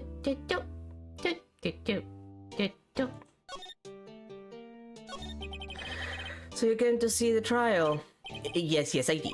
Something was bothering me all last night, you see. Couldn't get a wink of sleep. Really? What was that? Well, you see, it's just me and sister, that poor girl. My boy, I owe you my thanks truly. I don't know what I would have done if things had gone poorly for the girl. Yeah, about your refusal, bitch. I asked you before, but why did you refuse a request for the funds? I think I have a right to know. A right, Mr. Right? No, I'm sorry. It's just, I need more time to think about it, my boy. He does seem troubled about something. I'm starting to have a feeling I know what it is. So, I paid Blue Corp a visit. Oh, I see. Mr. Grossberg, I have to admit, something has been bothering me. What is it? Well, I'm with it, my boy. You see, it's just... Mr. Grossberg, sir, there was a giant painting hanging right there the other day, was there not? It's not like the hooks to put the painting, are they still there? And you can see the shadow of the painting on the wall, like perfectly framing where it was. It's not like you can see that or anything. The one you said you had no intention of parting with, rather, sorry. I can't read. Well, I saw it today. It was in the CEO's office at Blue Corp, Red White's office. So you notice. I suppose I should have guessed you would. It is a large painting. Mr. Grosser, I know you and Mr. White are connected somehow. Connected, you say? Yes, and I know what it is. Okay, I know this is the funny. It's the funny option, though. Your lover is a great option. Oh no, I must be serious about this. I wanna choose a funny option, but I can't. I mustn't. I shan't. Against my better judgment. He's very blaming you, isn't he? Mr. White has something on you, doesn't he? Blackmail? I think that painting is fairly gaudy proof. Very well, this may be the chance I've been waiting for. Maybe it's time to get this off my chest so I can finally rest easy again. After all, you wanted me as understudy. Perhaps it was fate. What's he talking about? Red White is a man who makes his living through intimidation. Blue Corp is a company that excels in finding people's weaknesses, I'm afraid. I've been paying them for 15 years now. 15 years? Oh, because of the DL6 incident, as you may have guessed. And I'm at the back of these photographs. It is suspected I could not stand in defense of Maya because of this. White would have destroyed me if I did. So that's the connection. It is hard for me to tell you this, my boy. Arresting Red White will be nigh on impossible. Impossible? Why? He has information on everyone. It gives him an iron grip. He owns judges, attorneys, prosecutors, police, and politicians. What? They are bound and able to do harm to themselves, and therefore, to him. Don't look at me like that. What you see is nothing more than the weight of many years. My dude, I'm sure that is more than the weight of many years. You look like this even before, okay? What is a DL6 incident? DL6 is nothing more than the sorting code the police gave the case. It was 15 years ago now. I received a request from a medium, a spirit medium. Medium? Her name was Misty Faye. Hey. Indeed, she was Mia's mother. He had been investigating a murder at the bequest of the police, and she failed. As a result, the police called her a fraud. This is what Maya was talking about the other day. I did all I could for her in the end, clear her wrongdoing. That murder case, however, remains unsolved to this day.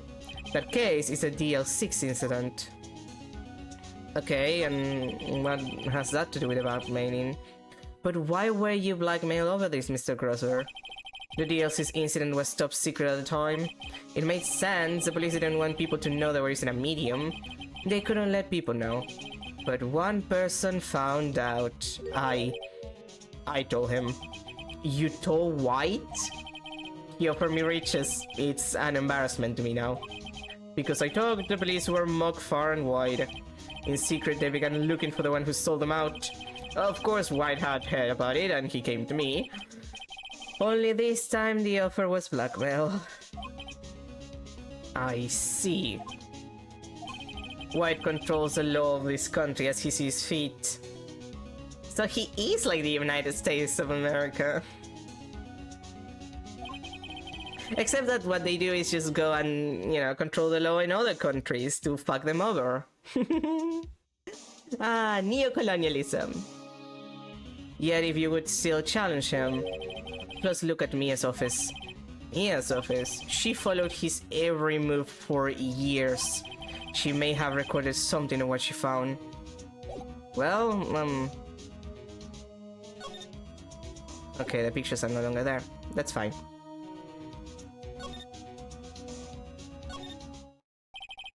It's funny. Looking at this room, it seems so normal. Hard to imagine a murder took place here. Mr. Carver said there would be clues. Maybe I should have another look. The sky is blue and so am I. Da-bu-dee-da-bu-da. His favorite potted plant. Guess I'll have to water it now. His desk, perfectly clean, as always. The cases the chief, all the cases the chief ever worked on our file here. In alphabetical order. Let's take a look. Which file should I look at?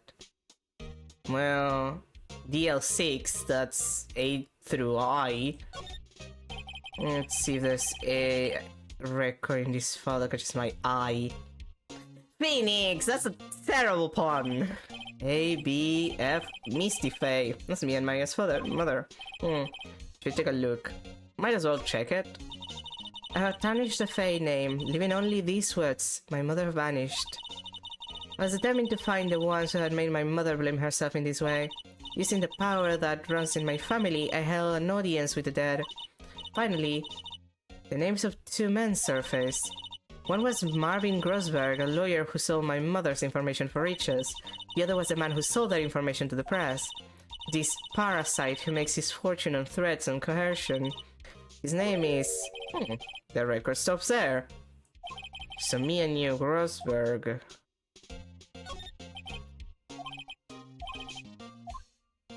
So DL6 doesn't... Let's see. Let's see, J through S. Nothing much in here. Scheme? Well, no, I mean, flipping through a bit, I guess. This part here at the end is S. Suicide? Ugh. He has a collection of suicide reports, says politicians, policemen. He's writing on most of this in pencil. White? This is Mia's handwriting. Wait, I get it. Mia thought he was involved in these suicides. I draw them all to... I can use these newspaper clippings. Let's find the most disturbing one. So I clip and add it to the court record. And... let's just check it just in case. T-U... oh, I know, W, white. The entire W section is missing. Is it taken? Probably.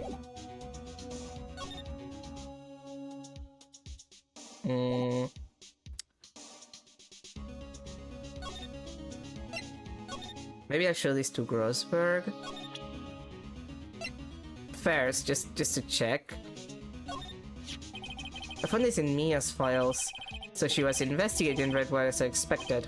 Well, if you wanted to challenge him, you could present this in court. Not a bad idea.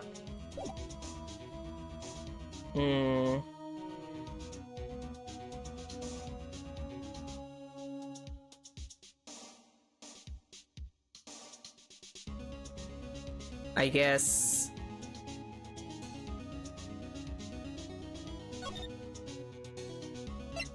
oh boy, I remember what I had to do.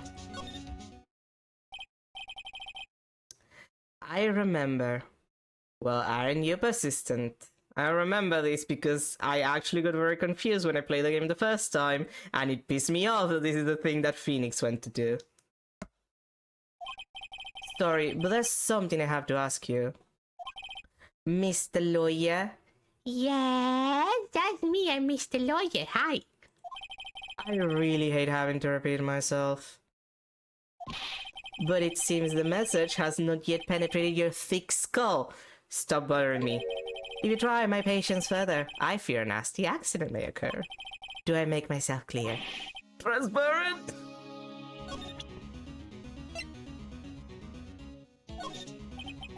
This is the only clue that Mia left me. I better make this one count.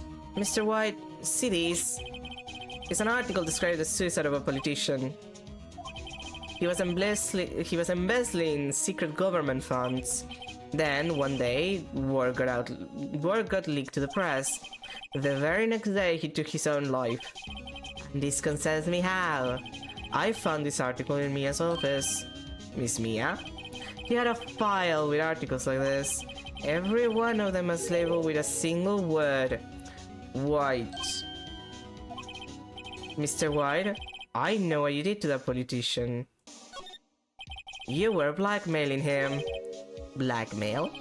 Not just him either, you were threatening and coercing hundreds of others. You were involved in all of the suicide cases that me investigated. This company is built on blackmail, which admittedly is what happens at least in 50% of companies. 50%. And the big ones. I'm right, aren't I? What a bizarre accusation. Mr. Wrong. What is it that you should be doing now? Investigating me? No, no, no. I think not. You should be searching for the one who killed Miss Mia. Secretary office, hello? Mr. Wrong will be leaving now. Yes, sir. I'll send someone right away. Wait a second, Mr. White. I mean,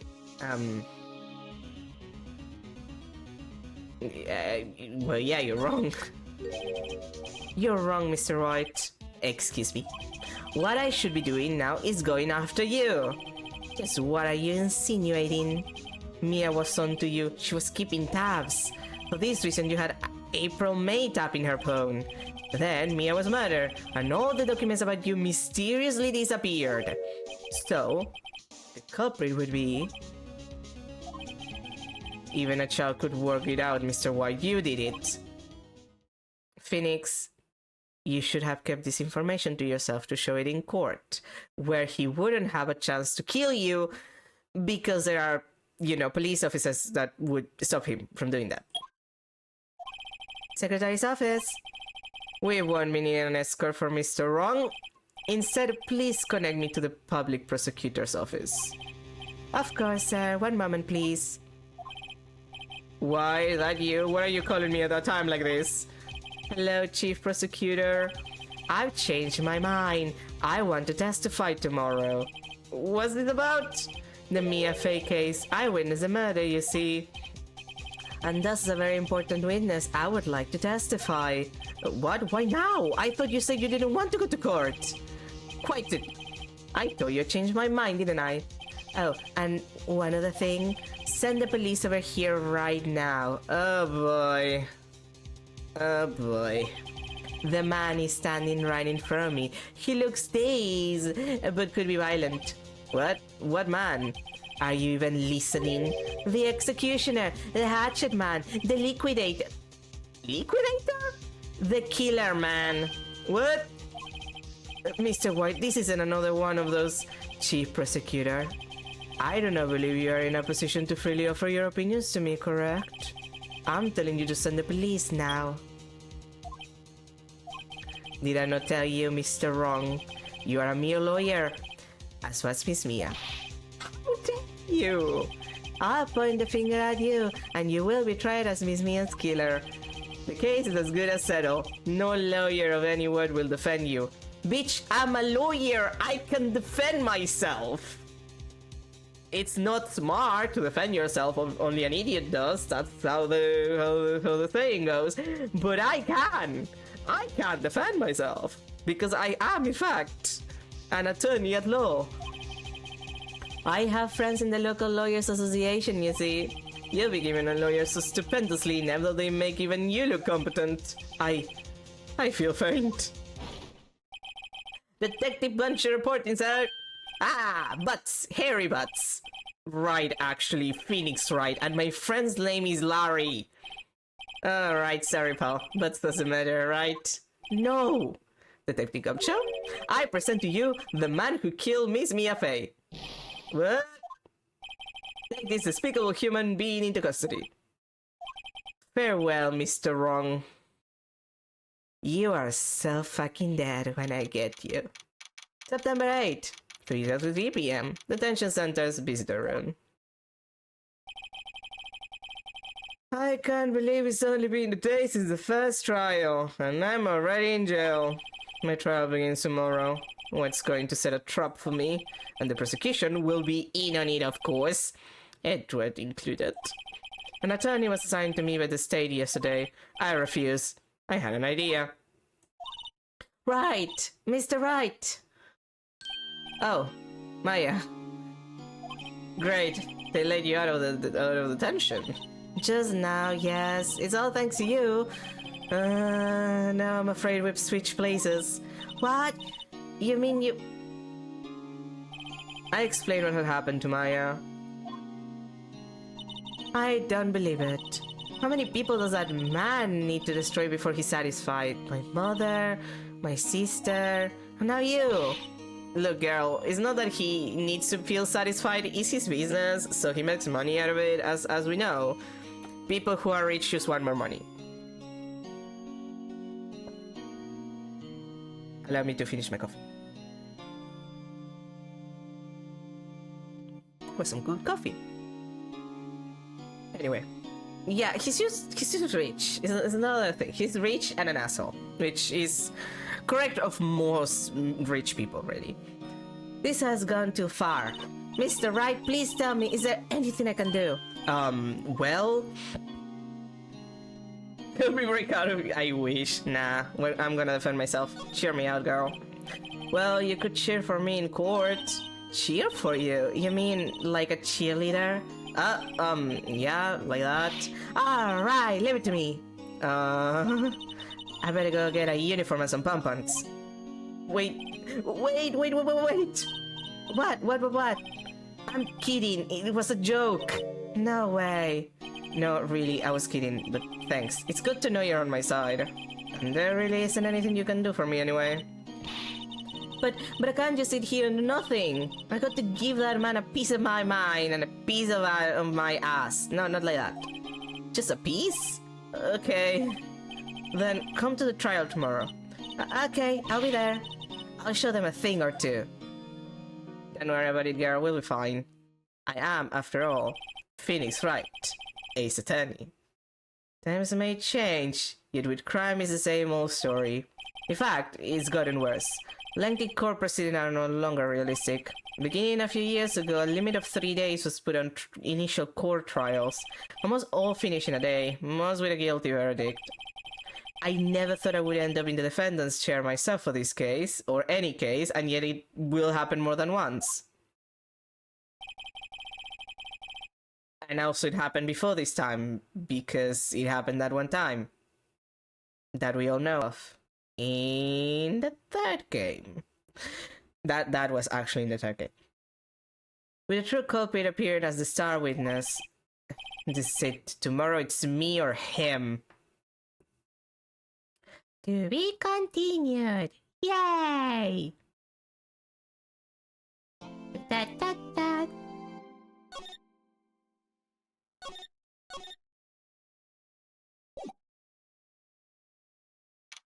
September 9, 9:52 a.m. District Court. Defendant lobby number 1. Well, I guess it's it. Yeah. One way or another, this case gets decided today. Ah, Phoenix, look! Boyfriend! Prosecutor Edgewood? I received a call from the Chief Prosecutor's office yesterday. I was told that whatever Mr. White says today, it will be the absolute truth. No matter how you try to attack his testimony, if I raise an objection, I have it on good faith that the judge will listen to me. What, does White have the judge in his pocket too? Yes, Phoenix! He told you that, please. So, you're saying I'm going to be guilty. End of story. That's the face of a man who's not happy about it. I will do anything to get my verdict, Mr. Wright. Anything. Why? How can you terminate an innocent person like this? Innocent? How can we know that? Well, Edgewood, I have the proof. The guilty will always lie to avoid being found out. There's no way to tell who's guilty and who is innocent.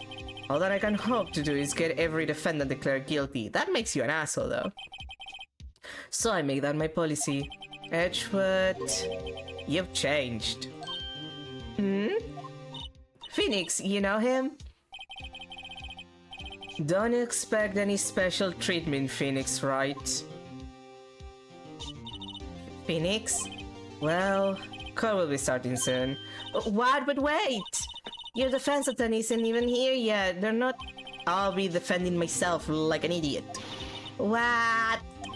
Okay, let's do this. September 9, 10 a.m. District Court, courtroom number 1. Court is now in session for the trial of Mr. Phoenix Wright. The second one that he goes through. The prosecution is ready, Your Honor. The defense is ready, Your Honor. Mr. Wright, are you sure you're up to doing this?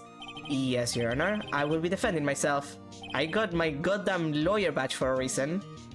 Understood. Very well. Mr. Edgewood, your opening statement, please. As the details of the event are already quite clear to the court, today we will hear the testimony of a witness to the defendant's crime. I see. The prosecution may call its witness. That went far too smoothly. Why didn't they just ask Edward why his witness didn't testify before? It's like he already knows why. Phoenix, you know he already knows why. Please. If anyone's going to raise an objection about this, it's supposed to be me.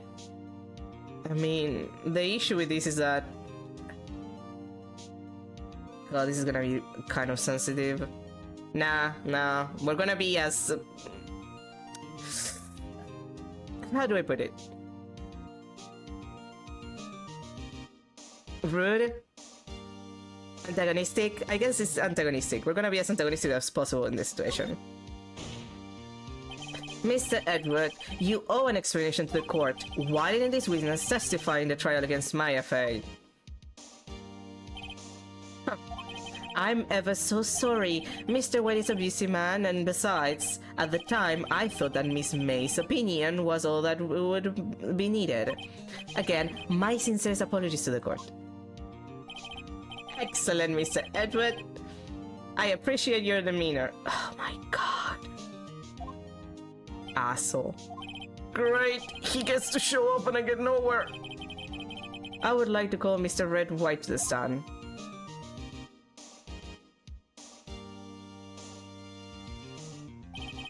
Please state your full name.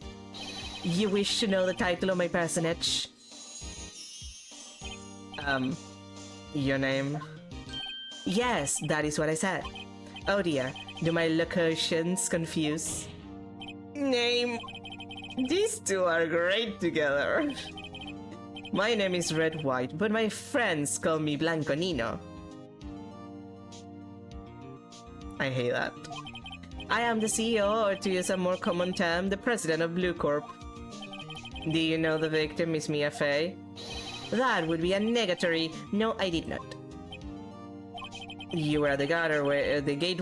I keep reading that wrong. At the Gatewater Hotel the night of the murder. Correct. And you witnessed the murder from there. Why tell you what you already know? Very well, Mr. White, you may begin your testimony. If I can't read this guy's testimony part, I'm done for. Why do I always feel like it's the end of the world? I'm the last man standing. Ho ho ho. I hope you have made your peace with God, Mr. Lawyer. Dude. Let him have it, Phoenix.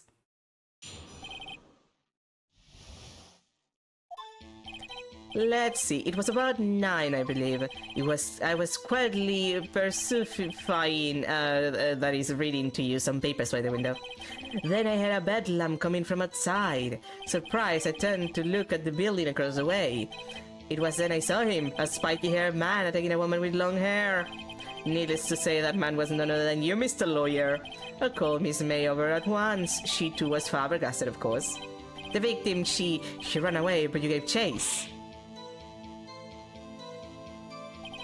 Finally, there was a terrible impaction.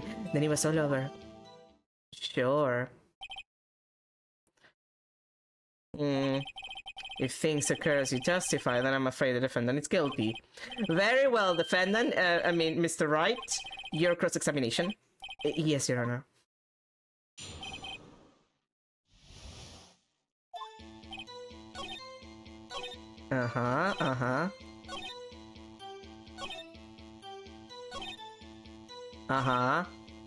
This is what I need to press. Can you be a little more detailed about that? I think it's worth knowing exactly what happened. Of course, comprende. No. Stop speaking in Spanish, I hate it. I understand. The victim was attacked by you and then ran to the left. You gave chase and struck her down. Are you sure? As you know, I'm always absolutely perfect. You could change your testimony to reflect this new detail. Yeah, you fucked yourself over, bitch. Wait right there. Mr. White, you dug your own grave. What is this? You said the victim ran to the left, but that directly contradicts Miss Mace's testimony. She clearly stated that the victim ran right. Oh, it is simple. You have misheard her. I think not. Look at the floor plans.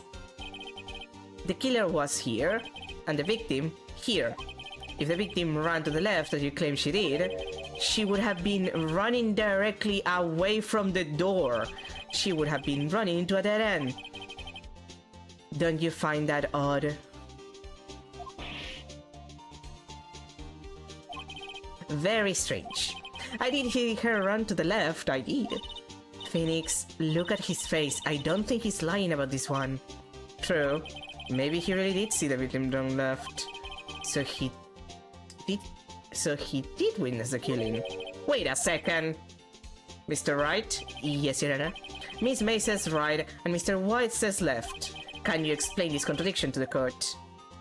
Yeah, I can actually. They were just looking in different directions. Like, it's his left, but it's her right. But witnesses are telling the truth, for once. Ha! I doubt it. Rather, that does not clear up the contradiction. There is one scenario that would explain their conflicting accounts. What? Obviously, the witness was not viewing the crime from the hotel. Mr. Wright, what do you mean? Yes, what do you mean? He was not viewing the crime from the hotel.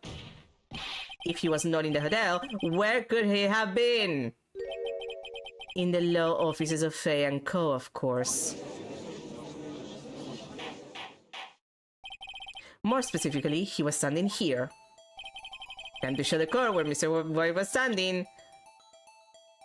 Right there. This is where he was. Look. When the victim ran through the door, if he was watching from this point, to him it would appear that she ran to the left. Please, this is no time for jokes in ill taste. That is where the killer was standing. Yeah, that's what I just said. Edward, you can't fuck me up. I know what I'm doing. Order, I will have order. Anyone disturbing the order of this courtroom will be held in contempt. Mr. Wright, what are you suggesting? Rapscallion. The postulations of the defense are a distortion of the truth, Your Honor. Indeed, they do seem a bit far-fetched. Oh, you provide us with so much entertainment, Mr. Lawyer. What, now he's laughing? The hilarity of the moment made me remember something. It appears I have been unclear, and for this I apologize. Mr. Your Honor, might I be allowed to testify once more?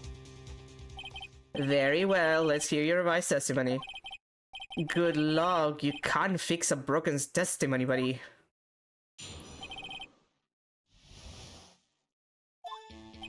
Ms. May's testimony was correct, as was mine.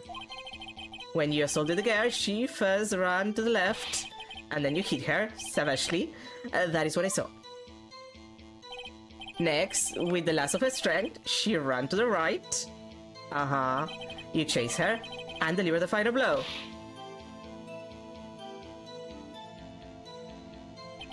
That is what Miss May saw. You see? You hit her twice. Don't you remember, Mr. Lawyer? That does seem to make more sense. Will you be cross-examining the witness's testimony? You bet I will. I mean, yes, Your Honor.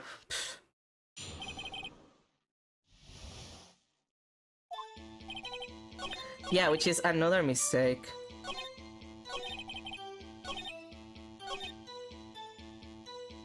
Because,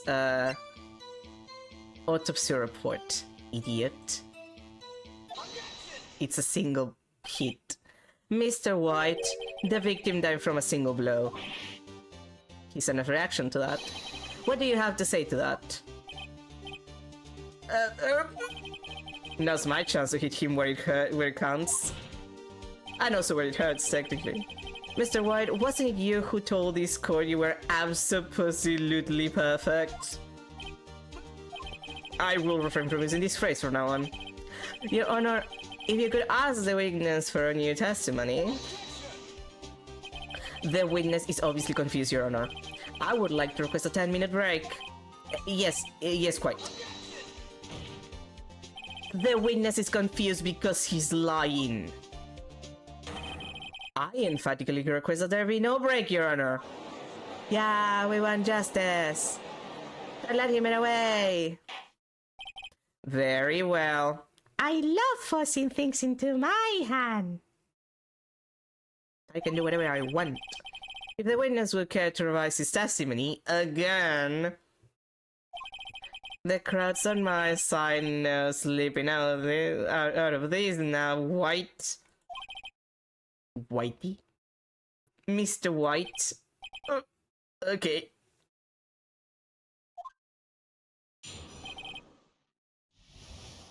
Alright, what do you have to say for... Well, see, I look at the other window where I heard the thing fall. Then the next moment, I saw Miss Mia run to the left. The killer, you, attacked her, but she dodged. And then she turned and ran through the door. Then you did her in with a single blow. Twap. Twap. Twap indeed. Very well, you may begin the cross-examination. Mr. Your Honor, my stomach it is hurting. Deal with it. This is almost over.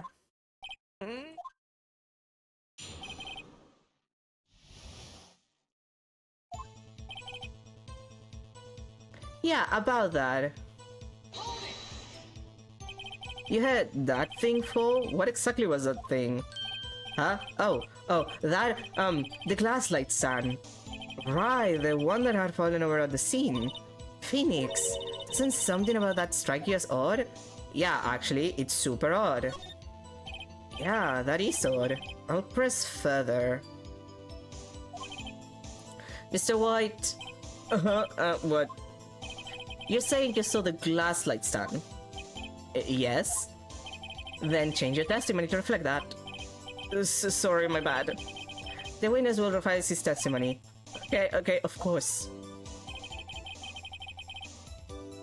And that's your mistake. Because, you fought.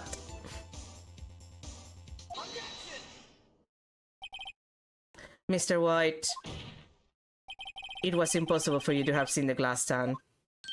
What? Look at this.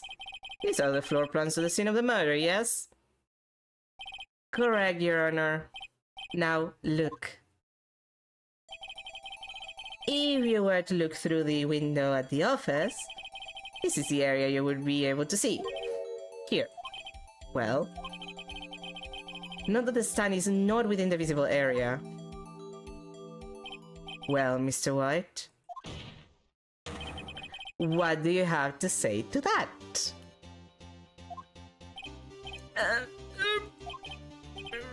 Ridiculosity.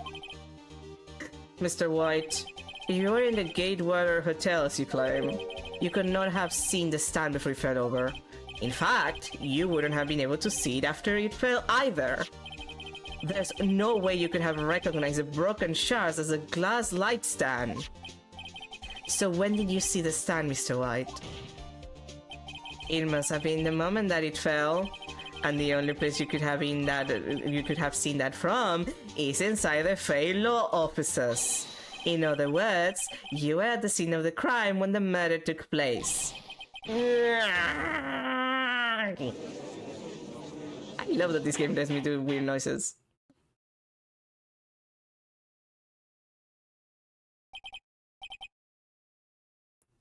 Mr. White? Mr. White. You did it, didn't you? Mr. Your Honor. I, Miss Mia. Looks like we're about to get a verdict. That's far enough, Phoenix Wright. I forgot about Edward! Mr. White, I think the time has come. Shouldn't you confess your crime now? What? I said you should confess your crime. Ergo, confess that you placed the wiretap. Edgewood, you piece of shit. The what? Order, order. Mr. Edward, explain to the court what you mean by this. Distinguished members of the court, Mr. White is slightly confused. Allow me to explain. I really don't like the way this is headed. As you know, Mr. White is the CEO of Blue Corp. He ordered his secretary, Miss April May, to tout the law offices of Miss Faye. What does that have to do? Your Honor, the question is, when was the wiretap placed in the office and by who? No, you wouldn't! Mr. White, in order to place the wiretap, you enter Miss Faye's office. Am I correct? Correct! You are most correct, Miles. Give me a break! Yes, in order to place the wiretap, I reached the Faye and Co. law offices. Come on, you wouldn't be able to do that if you were paid for it. That is when I saw that accursed light stand.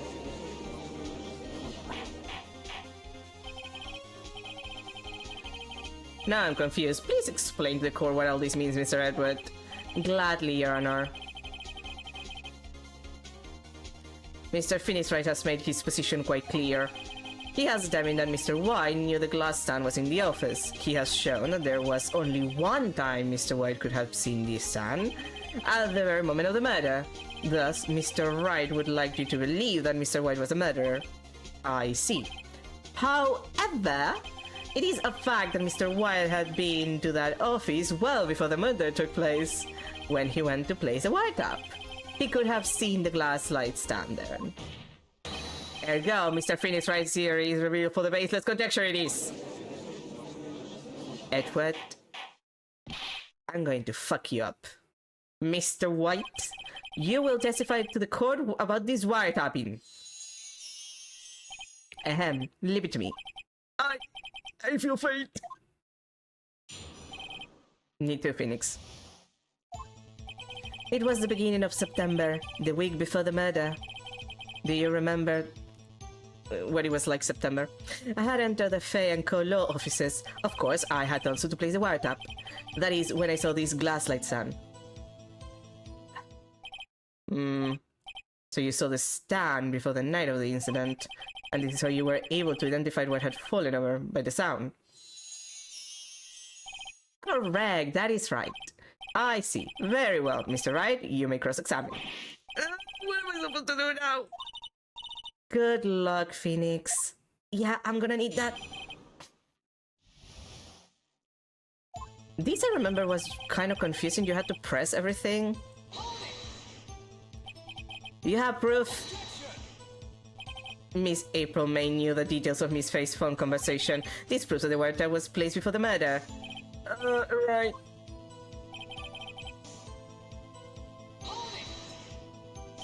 Was it really you that went into the office, or was it Miss May? Unidentified fingerprints several days old were found in the Faye and Colo offices. Those were obviously Mr. White's. And if I know Edward, he's already run a check on those prints. Now, Mr. White, tell us why you went to the Faye and Colo offices, which makes no sense because there are several days off. Like, they would be mixed up with other fingerprints. I don't know if they would last even that long, depending on if you, like, clean shit or not. Why did you tap Mia's phone?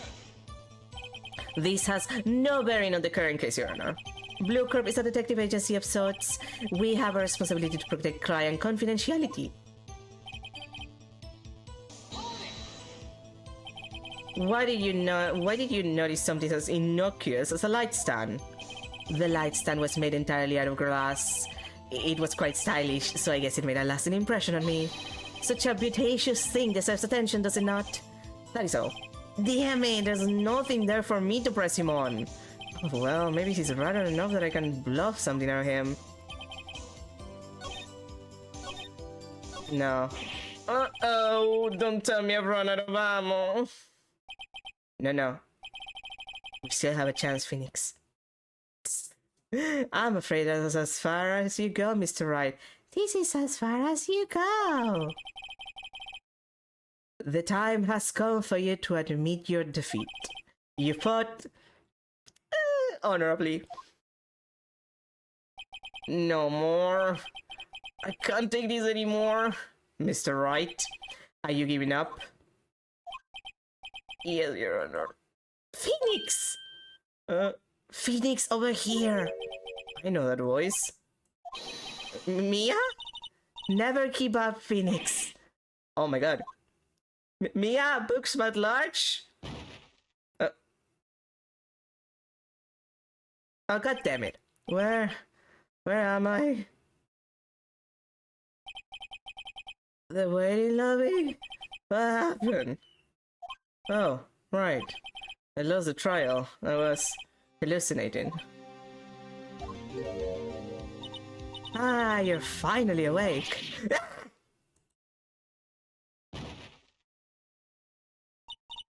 Hey, Phoenix! God, that's no way to greet an old friend. Phoenix, I want you to look at me.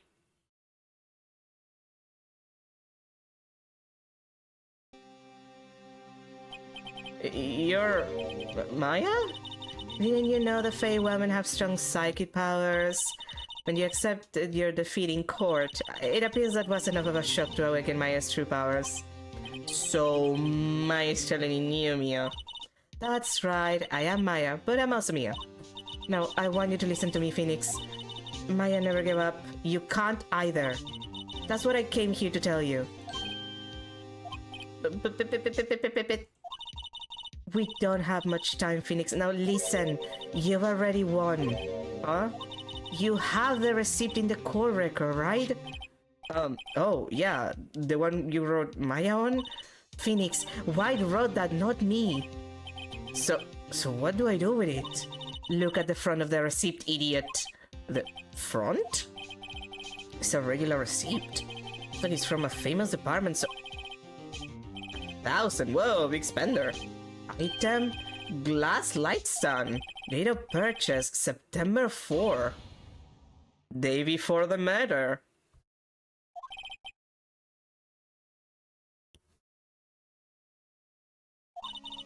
September 4, that's right, Phoenix.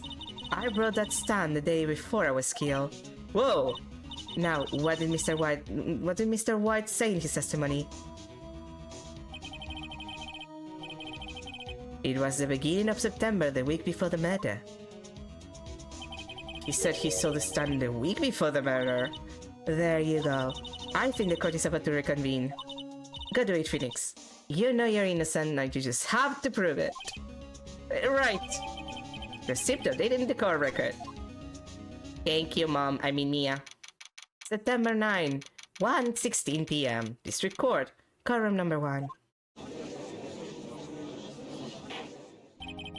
Court will now reconvene for the trial of Mr. Phoenix Wright. Is the defendant... Rather, you're right, Mr. Wright. Yes, sorry, Your Honor. I'm fine now. Then, let's start where we left off. Your Honor, there is nothing to go back to. The cross-examination of Mr. White is finished. All that is required now is for you to pass judgment on the defendant Phoenix Wright. Your Honor, please give me one more chance. I promise you this is the last time I'll ask you. But as Mr. Edward has noted, the trial is more or less finished. Mr. Edward, do you have an opinion on this matter? I say, let us give Mr. Phoenix Wright his last chance. That's where you fucked up, Edward. You little bastard. Very well. You may begin your cross-examination. The White Appin. Again.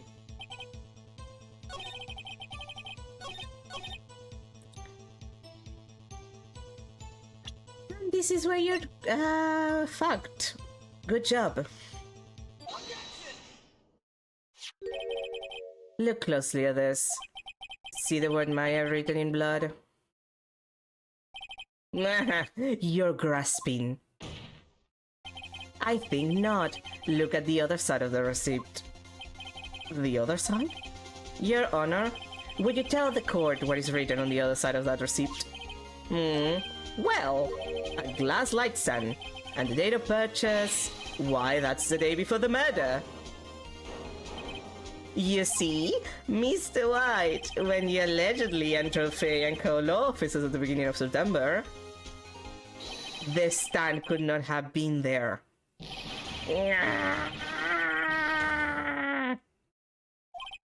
Well, Mr. Wright.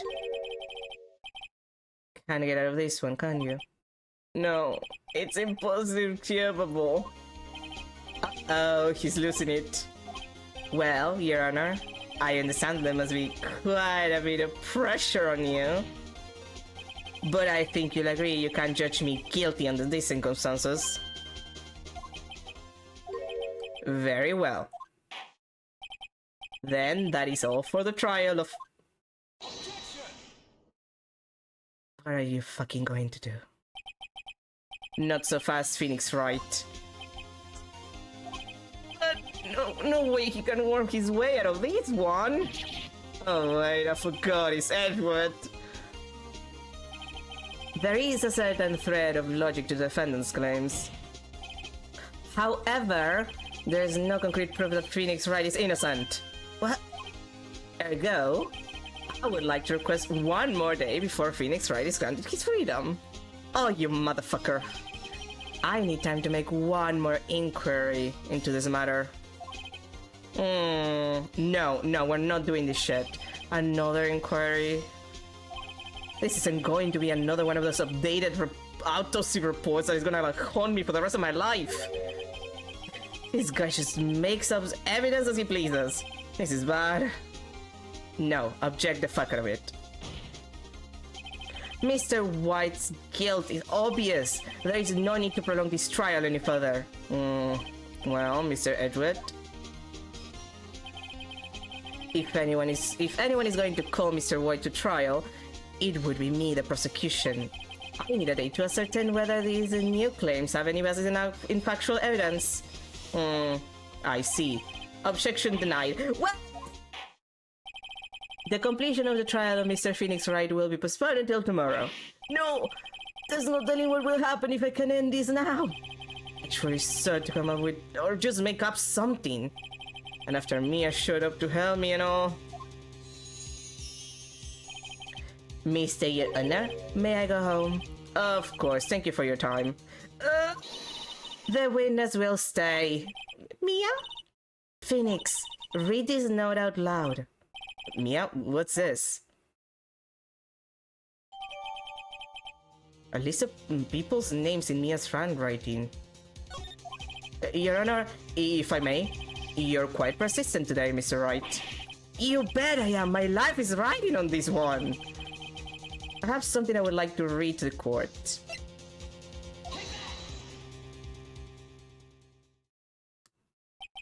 The memo Mia had given me was a list of names. Probably a very long list. Many of them sounded strangely familiar. People in finance, famous celebrities. That's when it happened. Stop! The thief! Hold! Please stop! Make him stop! How did you get that list? Mr. White, admit your guilt right here, right now, or else this list will be released to the press.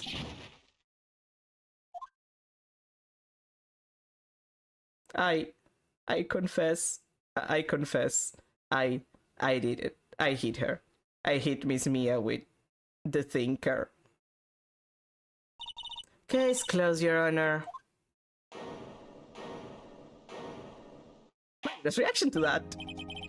Well, I see no reason to continue this trial. Mr. Wright. Yes, Your Honor. You've done it again. That was quite a spirited defense. Yes, Your Honor. I guess you could say that. If only you knew how spirited it was. Well. These courts find the defense... rather, the defendant, Mr. Phoenix Wright, not guilty. I love that. Yay! Yeah, your boobs are gigantic. Damn. That is all. This court is adjourned. Thank you. September 9, 2:24 p.m. District Court. Defendant lobby number 1. Well, I never thought I'd be saying this again, but congratulations, you're lucky I was born of A. I'm lucky I had both you and Maya on my side. I'm glad you made it. Thank you, Phoenix. You risk a lot to help me and Maya. I won't forget it as long as I live. Mia, you're dead. As long as you live? My time here is running out. Maya's powers are still weak. I can't stay here that long. What? No, there's still so much to say. Don't worry, I'm sure we'll meet again, like several times in various games. Chief! I'm not the chief anymore. Phoenix? Can you come to the office tonight, say 9? The office? I'll see you later. Chief! Mia! Well. September 9, 9:02 p.m. Faye and Colo offices. Me in here, it's hard to think about that night. You came! Mia, I was kinda worried you might not. Huh? Of course I came. Well then, I'm pretty hungry. How about a burger? Mia? You should see your face. Mia! What are you talking about? It's me, Maya. Maya? What, did I look like my sister? Look like you wear hair.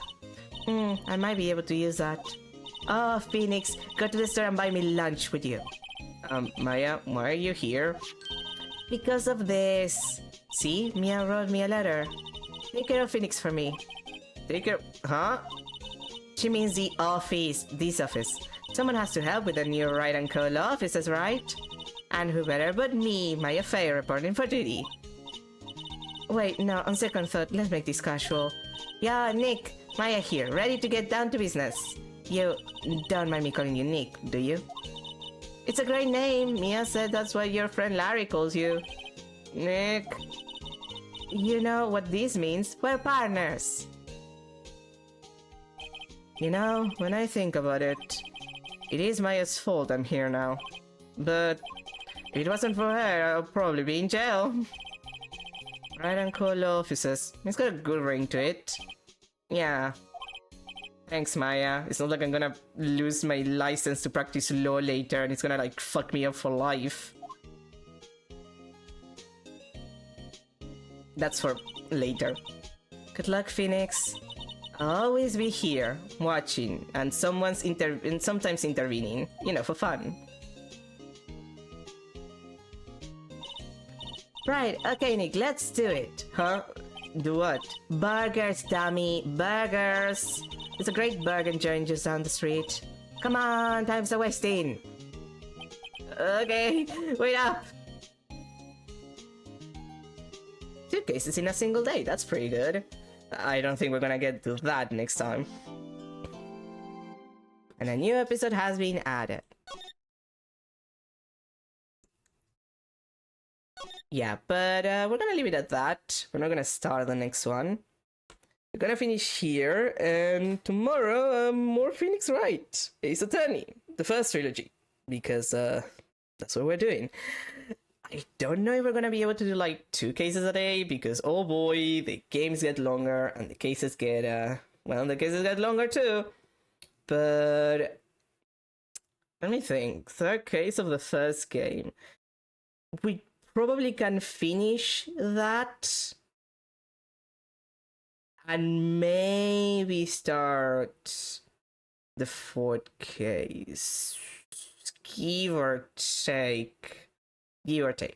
But anyway, that's gonna be everything for today. Thank you everybody for being here. Like I said, more Ace Attorney tomorrow, more of Phoenix Excellent Adventure, and I'll see you out on Sunday. Have a good rest of your day, have a good start to your weekend, and I'll see you tomorrow for, well, more of Phoenix's Excellent Adventures, I guess. Bye everyone.